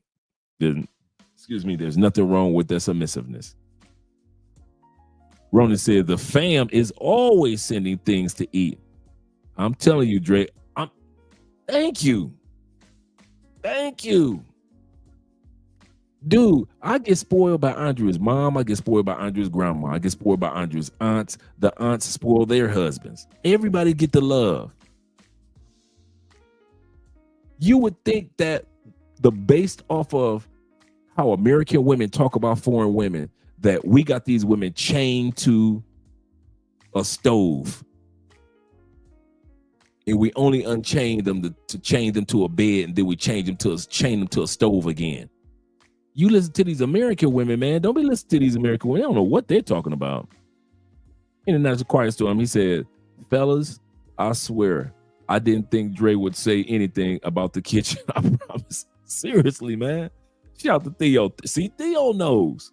It's the same thing. Dude, they cater to all the dudes because they were raised to cater to family and people that they care about. Not just us. They man, shoot, man. I got over that years ago. I knew I was the only one. Camilo just come in. Camilo is Andre's brother. He'll come in from work, lunchtime.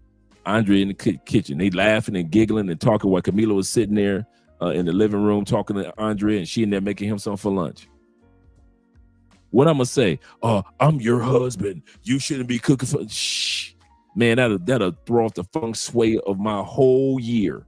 If I ever told Andrea, you cannot cook for the other men that you love, you can only cook for me.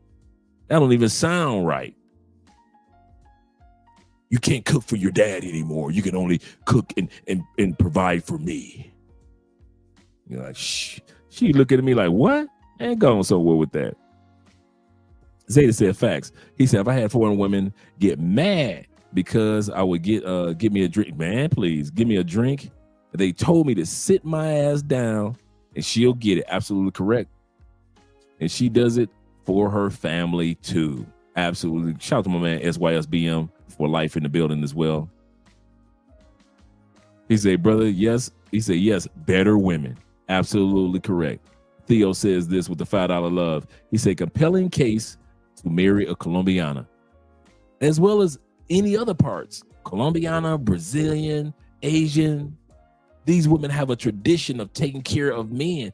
Like I said, from 11 years old, 9 years old, they were raised to be there for the men in their lives. So by the time we came into the picture, I remember one time in an interview, somebody asked Beyonce, how is it that you're so energetic on stage and this, that, and that? She said, because our rehearsal, and Michael Jordan said this too. They both said that they work so hard during practice or rehearsals that when it's time to, I think Kobe said this too, when it's time to perform, it's subconscious. It's just subconscious moves. So all they could do is just have fun because they've done it so much during rehearsals or practice that when they're out on the court or when they're out on, when she's out on stage, everything is just robotic. So she could just have fun because she knows all the moves subconsciously. It's the same thing with our women. Long before we came along, they didn't all of a sudden get submissive because of us. This was going on long before we even got on our first flight to their countries. And if we weren't in their lives, no worry, she would do it for the next man that got off the plane. That's one thing that I have noticed.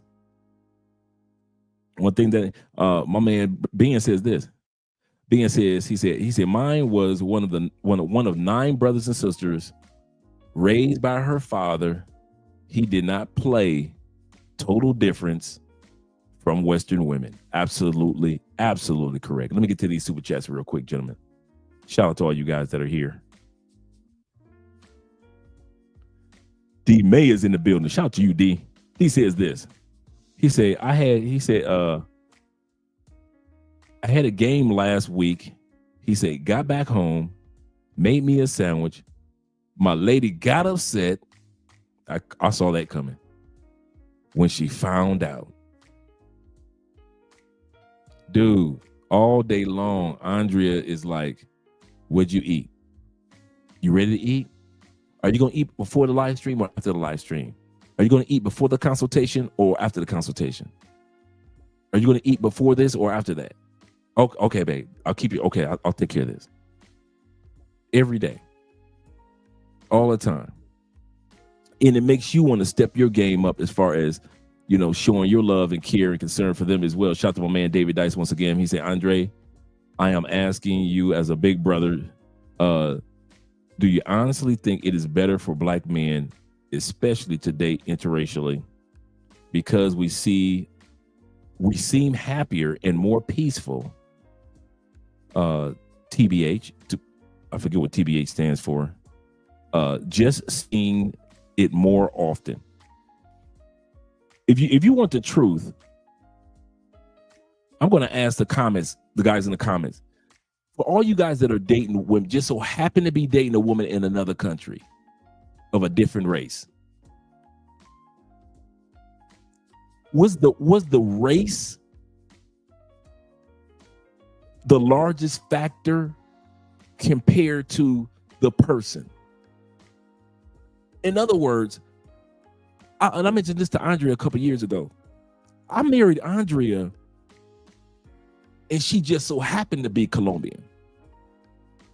She just so happened to be of another race. She could have been the same person of the same race that I am, but I didn't meet that. I just so happened to meet Andrea, and she checked all the boxes, and she just so happens to be a Colombiana. It could have been somebody else of the same race, but nobody came along that checked all the boxes of the same race. So put a 1 in the comments. Put a 1 in the comment section if the person's race was secondary to you. You noticed it, but it wasn't the first thing that caused you to say, oh man, she Brazilian, I'm gonna go ahead and marry her. Dudes that you know, you weekend warriors, you talk like that and think like that because you like, I'm in Brazil, but I'm gonna give me a Brazilian chick, have some fun. You think like that, but most of us, thank you guys, most of us, it was like, she just so happened to be Japanese. She just so happened to be, you know, from Spain. She just so happened to be, it to this day. When I go out with Andrea, I don't look at Andrea like, oh my God, I got this fine Colombiana boy, I came up. I don't do that.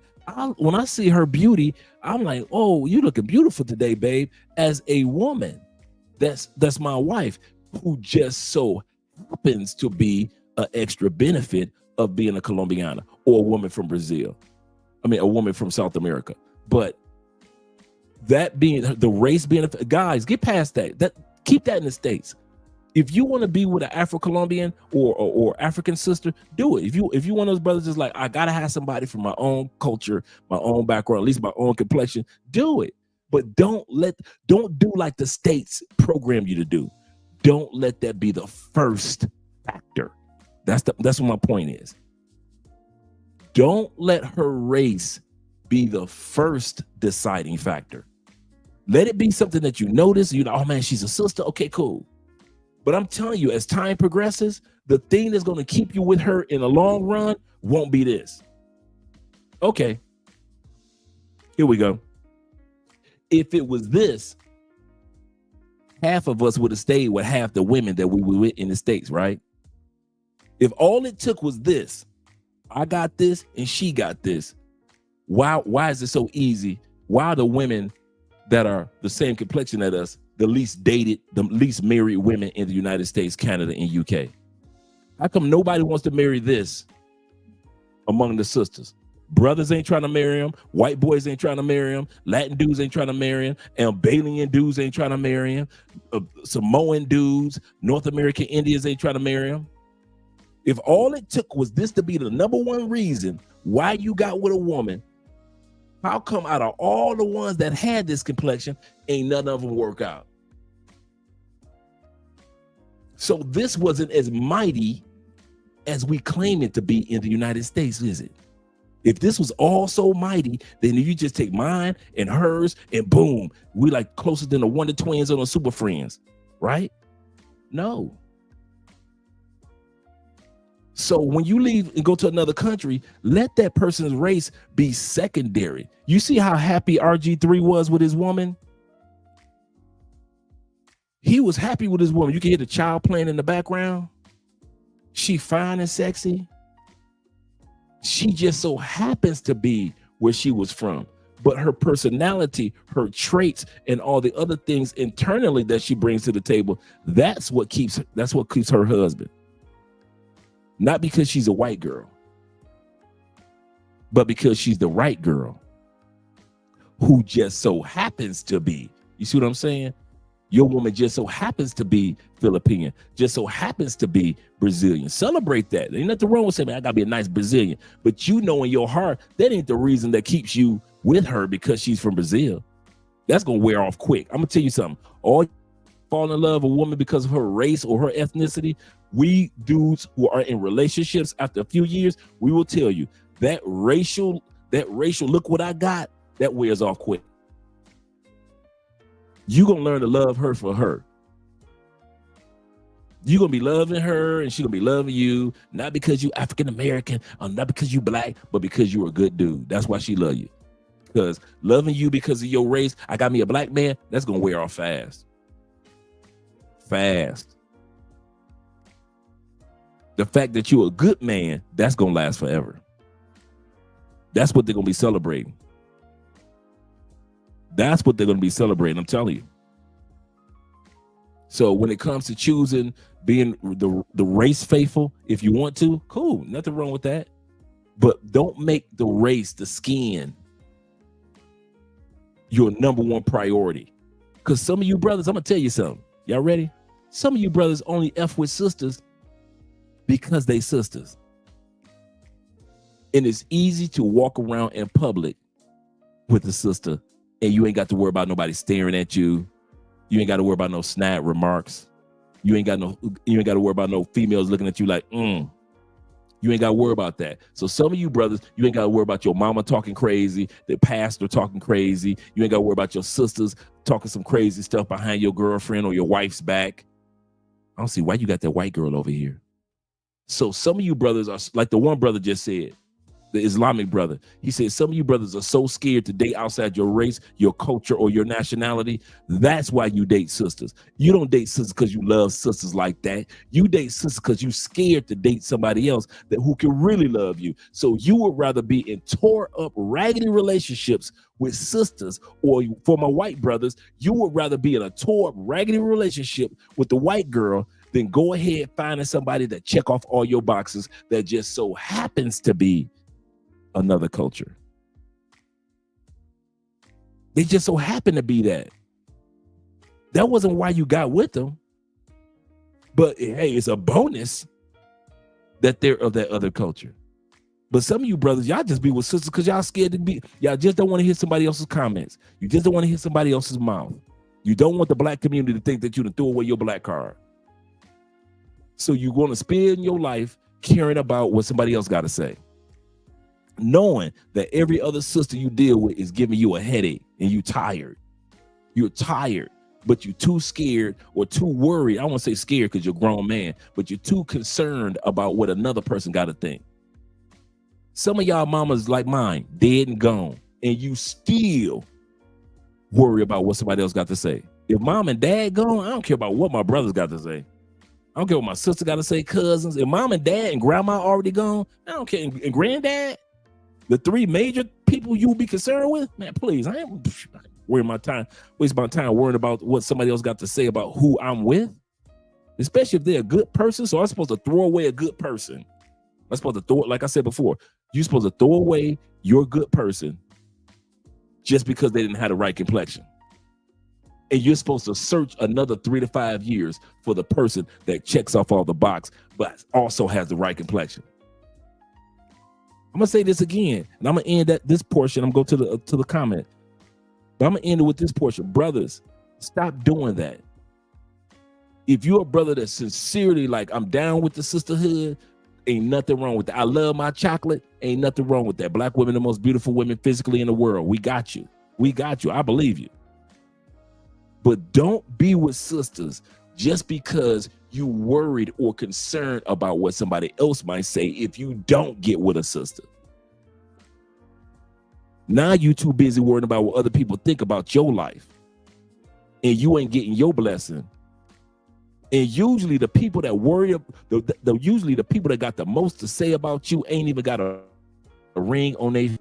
The sisters that you worry about that's gonna be looking at you like, look at him with a white girl, are the same sisters ain't nobody trying to marry. Like Kevin Samuels say, they on the clearance rack. They 50% off. They on their way to the Goodwill in the Salvation Army. You letting Salvation Army women dictate these women that will never get married. Ain't nobody gonna dare put a ring on their finger in a lifetime. And you decide that you're not gonna even try to date that woman because her complexion is different from your complexion. And the single sisters got something to say about what you do, whether it be your biological sister or whether your sisters that are co-workers. Man, I could care less about what somebody had to say about me dating a Colombiana. My co-workers knew I could care less. You know how they had a secret Santa? My coworkers knew that I could kiss less so much. They knew not to bring me nothing but Spanish stuff. I got Spanish salsa lessons. I got sombreros for Secret Santa. If it was Latin, I got it. Why? Because they know I did not care. I had Spanish coworkers that were telling me, now you want to learn this song, this is a romantic singer. He's a romantic singer. If you really want to press them, Andre, my coworker told me this. I kid you not. My Puerto Rican told me. She said, Andre, if you really want to press them, make sure your teeth are always beautiful as a black man. She said Latin women love the darker you are and the whiter your teeth are. We love it.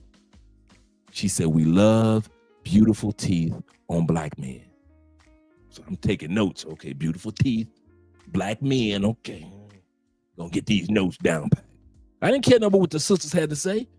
The sisters knew they couldn't convince me otherwise. So it was like, if you can't beat them, join them. So they were giving me Secret Santa gifts. All of them had to do something with Spanish. So they already knew. I started hanging out more and more and more with the Latin community. And so, and the Afro-Latin community as well. So yeah, dudes, don't do that to yourself. I kid you not. If you like sisters like that, like really like sisters like that, go ahead, get with sisters. But if you only doing it because you worried about what somebody else got to say, you don't love sisters as much as you think you do. You don't love sisters as much as you think you do. If you only doing it because of culturally, you think you owe them. Well, my mama was black, my sister black, so I owe the black community. You don't own no damn body.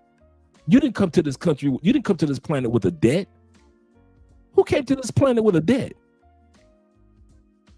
You don't owe your mama, you don't owe your uncle, you don't owe your dad. No, you owe you.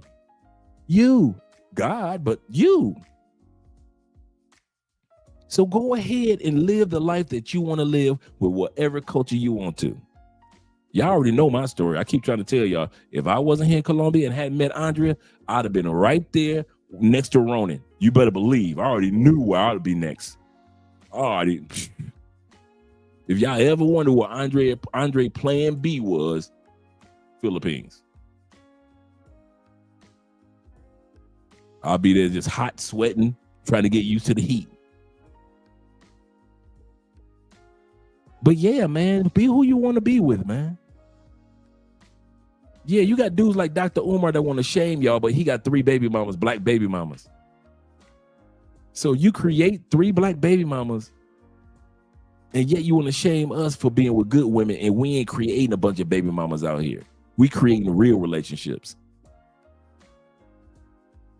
Yeah, I remember he had a white girlfriend. He tried to make it seem like it was just a friend. But she was cooking for him. She was helping him with home. Man, you should, if you've ever seen Umar talk about that white girl in college, you swear that's who he should have married. If you ever heard Umar talk, I don't know if you guys ever heard of Umar talk about that white girl, man, with such accolades. She was doing this. And I remember one time I was going through some issues and she didn't even leave. She was right there. And I was like, dang, Umar, you should have married that white girl. And she wanted to be in a relationship. He said, but I was on my pro brother stuff. And I was like, man, dog, now you stuck with 3 baby mamas when you could have went on ahead and got with the white girl and lived the life that you deserve. And some of you dudes are just like Umar. You got 3 baby mamas from sisters when it was a white girl or a Latin girl or an Asian girl that really liked you. And you would have had one mother because you would have been in a solid relationship with that one person. But since you need to be with the black girl to keep the color going, now you got 3 baby mamas that paying child support for 3 kids in the name of blackness. Y'all funny. He said, yeah, he sounded like Uncle Russ Uckers when he came, when it comes to her and says that you smell, it smell like lemon pledge. Yep. Yeah, if you ever get a chance to see Dr. Umar talk about that white girl in college, that wasn't just no friend. That man was in love. And she loved her some him. It wasn't no, yes, I had this white girl and she was following me around like a pet. It wasn't nothing like that. He was holding her up. Behold, the only thing greater than you. That's how he was talking about that white girl. Yeah, he looking real stupid right now. But hey, I'm not here to judge any man. Yeah, he fumbled the bag with that white girl. Yes, he did, man. Yeah, he fumbled that. Yep. He said, yep, just like Frederick Douglass. Yep. He said that he isn't bad, Dre. He said, slow based, and you're fine. Okay, cool. Thanks, Ronan. Thanks. I'm so used to the Florida heat, so I knew it wasn't be too bad anyway. And plus I'm used to Florida humidity anyway. Colombia or Panama is my plan. Was my plan before the Philippines. Yeah. Yeah. I already knew. He said, now Umar Johnson is on the internet begging for money like a biatch. We all go through it, man. Who am I to judge? He said, Umar passport, bro, got his Ghana. Oh, he did get his Ghana citizenship. That's right. Or Guyanese citizenship. Let's scroll back. Let's think I got everybody. Shout out to Chewbacca, Theo's dog. He said, well, I got plenty of love, love stares. Yeah, stares because I be smiling and cackling with the sisters. When the sisters look at the brothers that are more interested in how I got an Asian and Latin, Asian and Latina, or Eastern European, or an Ethiopian. Yep, absolutely, man. I get the stares down here. These women be looking at me like, I'd be like, girl, go on with that. You go somewhere with that. You picked the wrong brother. I'm the brother that don't care.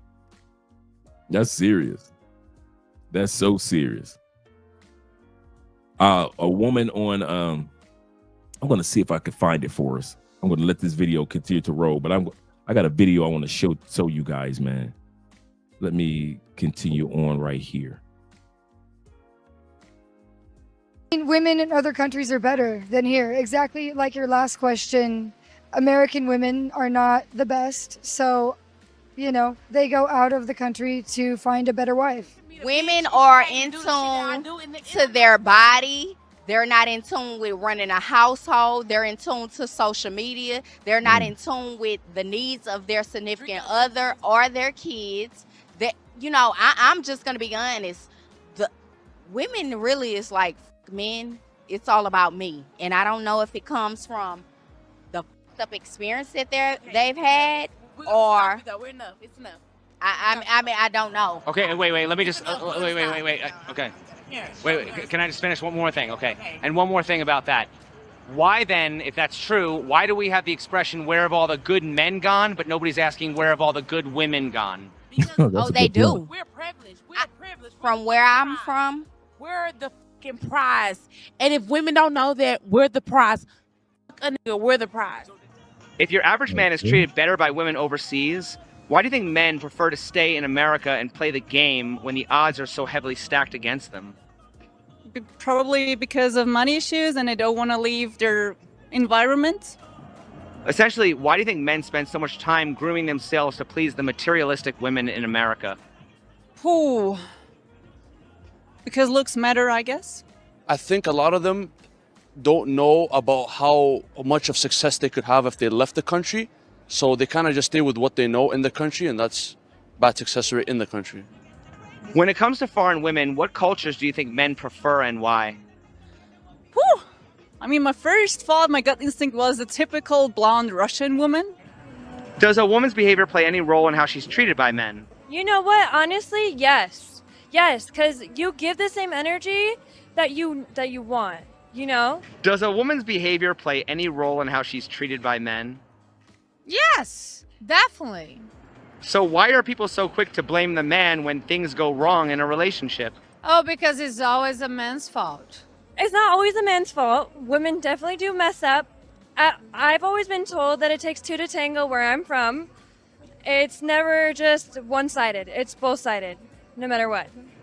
Why do passport bros want traditional women, but when they travel overseas, they target easy women? Oof, that's a good question. Maybe because they want to be the alpha man that's 2025 is pushing. I think it's because they're scared of rejection, and easy women, it's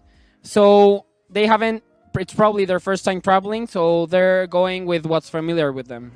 So is passport bros more about sex tourism or finding a wife? I think it's definitely about sex tourism, because if you want a wife, you don't really, how do I say this? You don't really focus on like the superficial stuff, you know, like. Why? Now, before we go any further in the video, that's probably the only major disparity that I have with the passport bro movement. As you guys know, I'm an expat. I live in the country. So, you know, dudes like Ronan, myself, and others, we are more expat than passport bros. And here's the problem with the passport bro movement. Because it's an idea, a concept, it's not an organization, anybody can hide behind the concept. And a lot of times the weekend warriors and the sex pats hide behind the moniker of the passport bro. They know that they're weekend warriors. They know that they're not looking for a new country. See, passport bros are looking for a new country. They're looking for new ladies in the new country. They're looking for something serious, whether it be the country itself or whether it be the ladies itself. But you got so many dudes that are just weekend warriors. They just get on the plane for the weekend and they going back. But then they want to holler passport bro. No, dude, you just a weekend warrior. You just a dude that pop up every few, maybe twice a year. You go on vacation. And now you want to yell passport. No, bruh. Passport bros are really looking for a land that they can actually go to eventually. And if they meet ladies, cool. Now, I'm not saying all passport bros gonna be in solid relationships. I'm not saying that at all. But what I am saying is a lot of dudes that are nothing but sex pats that want to go to other countries for pay for play, them ain't no passport bros. But here's the kicker. They never say anything. They never say that they're not. I'm not saying that I am, but I'm not saying that I'm not. I'm not saying that I'm not a passport bro, but I'm not saying that I am a passport bro. So now the sex pats the passport sexuals and the weekend warriors get in all of their trauma and getting drugged and robbed, they get put in the same pot with the passport bros. And so every time something happens to a weekend warrior or a sex pat, people want to look at the passport bros like passport bros that does something wrong. Like, wait a minute, we ain't got nothing to do with that. But these sex pat dudes want to hide because nobody wants to be known as the sex pat, the passport sexual. Nobody wants to be known as that moniker. Nobody wants to be known as, man, you just a weekend warrior, man. Shut up. So what do? You blend in with the mainstream. What's the mainstream? The passport bro. Yeah, I'm a passport bro. And so now back home, people think the passport bros are all about sex. What do I always say? The 3 L's. It's about lifestyle, finding a new lifestyle, cost of living, food, how currency, culture, country, lifestyle, laws. You ain't got to deal with the political BS back home anymore. You ain't got to deal with them child support laws. You ain't got to deal with the marriage laws. Some of y'all have kids in countries, the highest amount of child support is $60 a month. And then it's the ladies and or love. That's why we travel. I travel because I want the new lifestyle. I'll travel because I was tired of the laws. I want to be in a country where I ain't got to deal with them same laws that's in the States. And I wanted new love or new ladies. But they only talk about the ladies part. They never talk about us relocating because we tired of the United States. You ever notice that? They never talk about passport bros are tired of the US. You don't see those videos, do you? Passport bros leave because they're tired of the child support laws. You'll never see those videos, do you? Passport bros with the ladies. It's easy to kind of like snipe and point at us with the arrow when it comes to the ladies. That's easy. That's low-hanging fruit. But to think that we are leaving our home country just for some coochie, no, boo. We're leaving our home country because of lifestyle and also the laws, including the ladies. Yeah, I never let anybody get away with that. Anytime I'm on a panel or doing a live stream, I never let somebody just talk about the ladies. Ever, guys. I'll always bring up the laws and the lifestyle that I was tired of in the United States. He said, Dre, you know, you were right. He said, I've met legit passport bros who aren't frequent on camera, and they are living great lives with wonderful women and family. Dude, there are so many men that I meet, Zeta, like you said, that you will never see on camera. You guys think that you know the passport bro or the expat movement. There are so many dudes like Gary, like Mad Max. There are so many dudes, man, that are living good lives that you will never see on camera. Never see them on camera. These dudes, man, I met this one white dude, like I said, he been in Cali for 25 years. Owned 3 bars over his 25 years, three nightclub bars.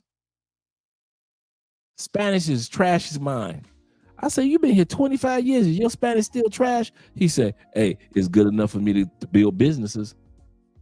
I had to respect that. But you'll never see him on camera. There are so many dudes, man, that's living in these countries that they aren't part of the social media thing. They just living regular lives and are just enjoying their life with their newfound love or love for the country. They fell in love with a country. Instead of falling in love with a woman, they fell in love with a particular country. And you will never see them, dudes. So when I watch these platforms and they only focus on the women part, that ain't all what Passport Bros is all about. It's also about finding a new lifestyle and finding new laws to live up under. Yes, sir. Yes, sir. Who are frequently on camera. Yep, absolutely correct. T-Mac says this. He said Medellin desires family tourism and doesn't want sex pacts. Absolutely correct. And a lot of people don't realize about Medellin. Medellin and Cartagena are slowly kind of like turn into the trying to turn the corner to bring in more family oriented tourists to Colombia, because there's a lot of families that are moving to Colombia too. And the last thing they want is to continue to keep that sex pat moniker. So they're trying to have that be done quiet, like America. People know that we have people that come to America and do their thing and have their fun, but it's quiet. It's kind of like if you go to Vegas, what happens in Vegas stays in Vegas. It's quiet. You went to the Bunny Ranch, you ain't telling everybody. That's how Colombia is trying to get the pay for play movement. Can y'all shut the fuck up? Colombia had pay for play for all these years. The only problem is when y'all came down here with cameras and started running off at the mouth.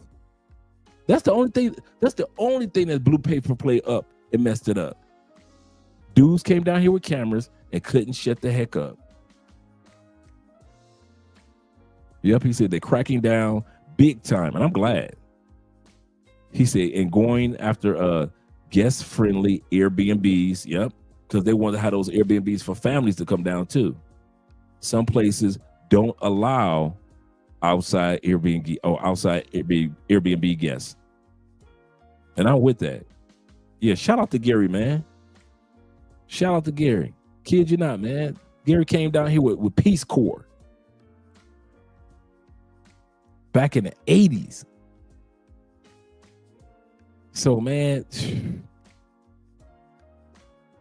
when they sit back and they think that we're just so narrow-minded, that we're just like Neanderthals and we just coming to these countries only for sex. Sex is great. Yes, we are coming down here for that, but that's not it. And I will preach the gospel of the 3 L's until all of this is done. And I don't care what platform I'm on. I'll listen to dudes talk about the ladies. I'll listen to females talk about, yeah, I just go for the ladies for this, the ladies for that. I let everybody talk. And then I start talking about the lifestyle in the United States compared to other countries. And I start talking about the laws in the United States compared to other countries. And I talk about our cost of living and how much we save and how much medical is. While everybody else just spent, I've been on platforms where everybody else spends 45 minutes to an hour talking about the ladies. And I shut that mess down by just talking about the other 2 L's, the laws against men and the lifestyle that they deserve to have.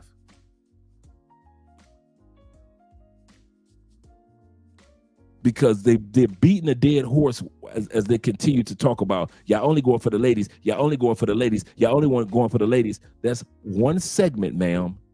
One segment. There are 2 more L's that you need to talk about. And that's the lifestyle that we live in these other countries. He said, Andre, do you think you can interview that white dude? Who Gary? Or what white dude are you talking about?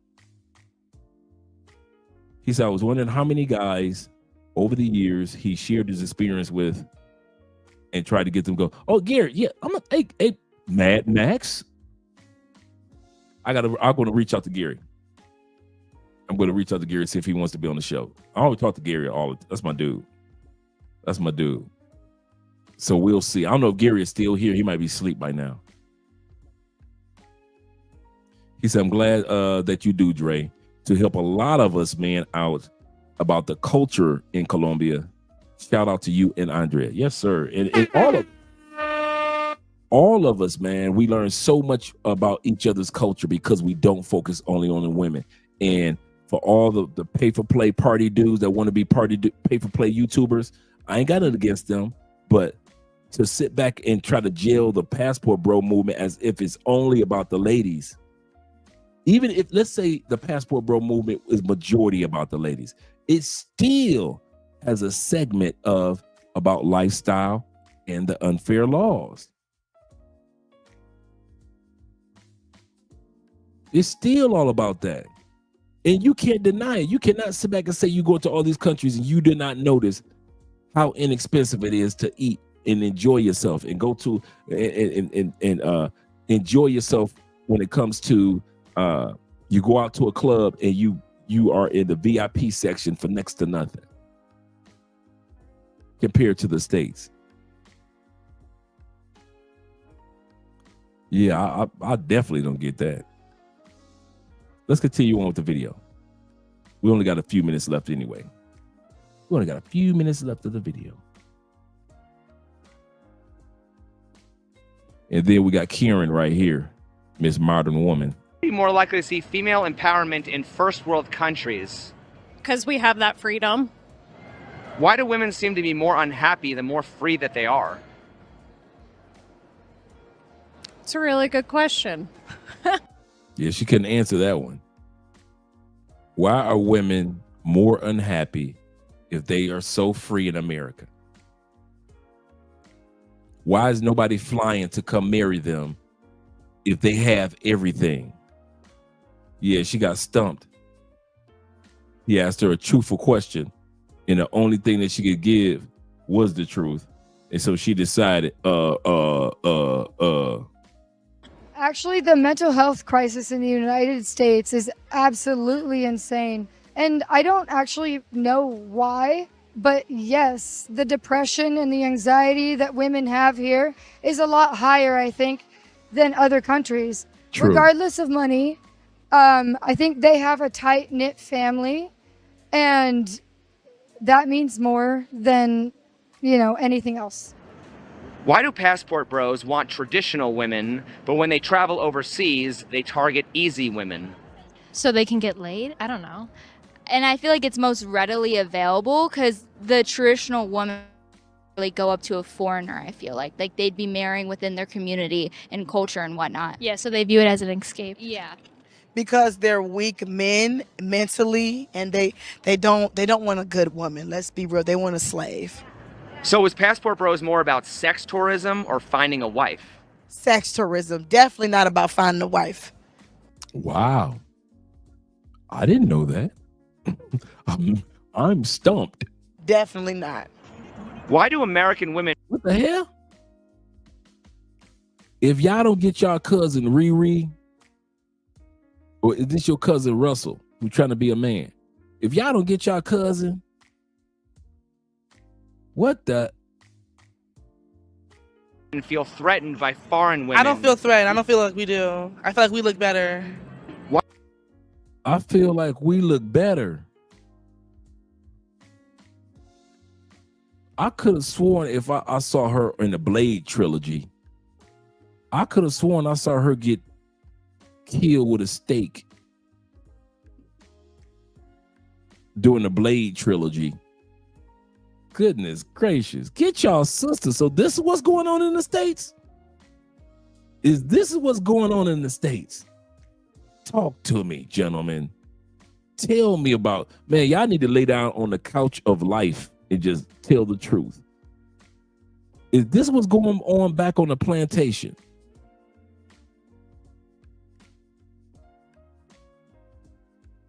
Goodness gracious. She said, we look better. I'm looking for fangs. And she went to pull on her dread. Why he? Come on now. You got all of Las Vegas. You telling me you found the raggediest sisters on Las Vegas Strip? Because usually he does his interviews in Vegas. He could have picked some better sisters than these. Find a wife. Definitely not. Why do American women feel threatened by foreign women? I don't feel threatened. I don't feel like we do. I feel like we look better. Why do American women often shame foreign women, claiming that they're poor and uneducated? Because they are. Why do American women feel threatened by foreign women?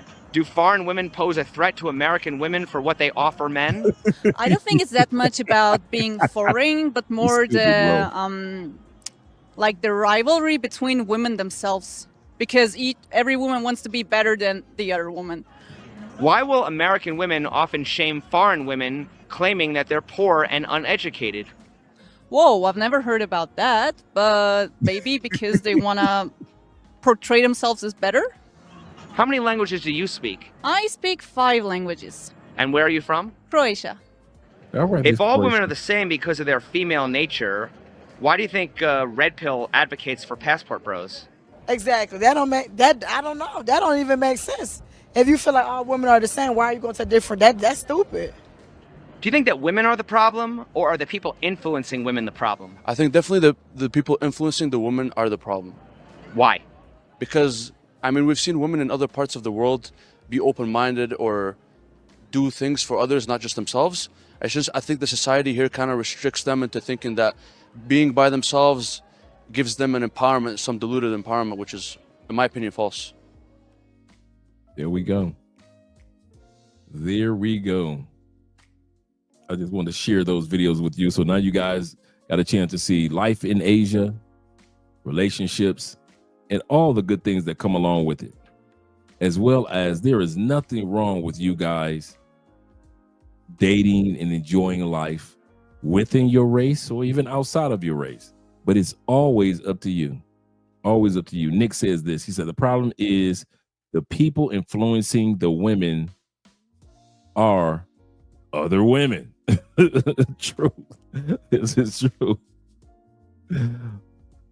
Shout out. My man Love It says this. He said, which is it? Women are equal and can make, he said, which is it? Women are equal and can make their own decisions, or do they need guidance? Oh man, you know what? In all sincerity, I wouldn't care to know the answer since I'm not in the States and you guys are stuck with that problem.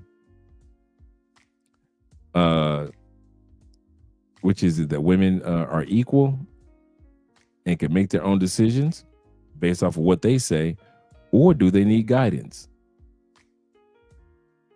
They say it's A. I say it's a lot of B. They need guidance. He said, Andre, how's the Guyana video coming along? Just asking. Hey, listen, Bob, I got everything together for it now. I'm actually going to be dropping the Guyana video next week.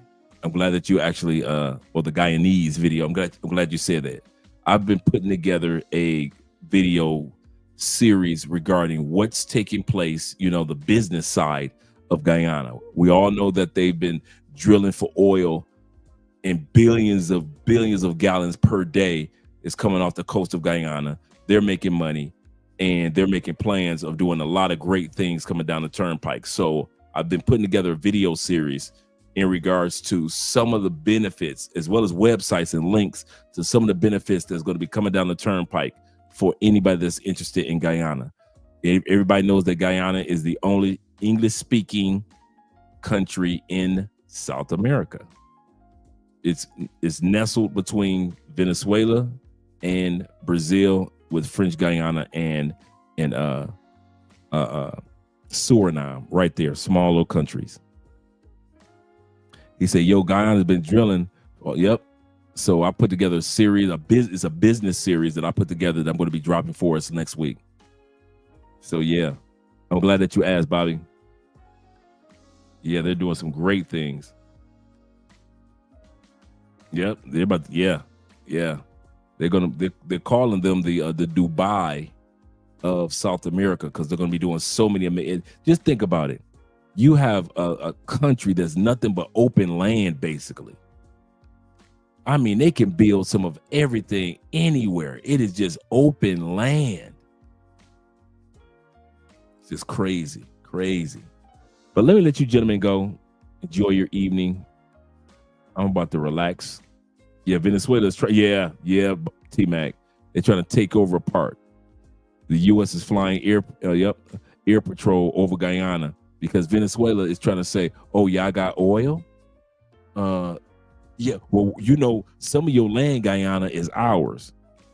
They even created a whole new map trying to steal land from Guyana. Let them brothers have that land, man. They funny style. I'll write you 1 and 2. Not bad at all, Bobby. Not bad at all. So I got you next week, Bob. I kid you not. Let's go here. with some outro videos.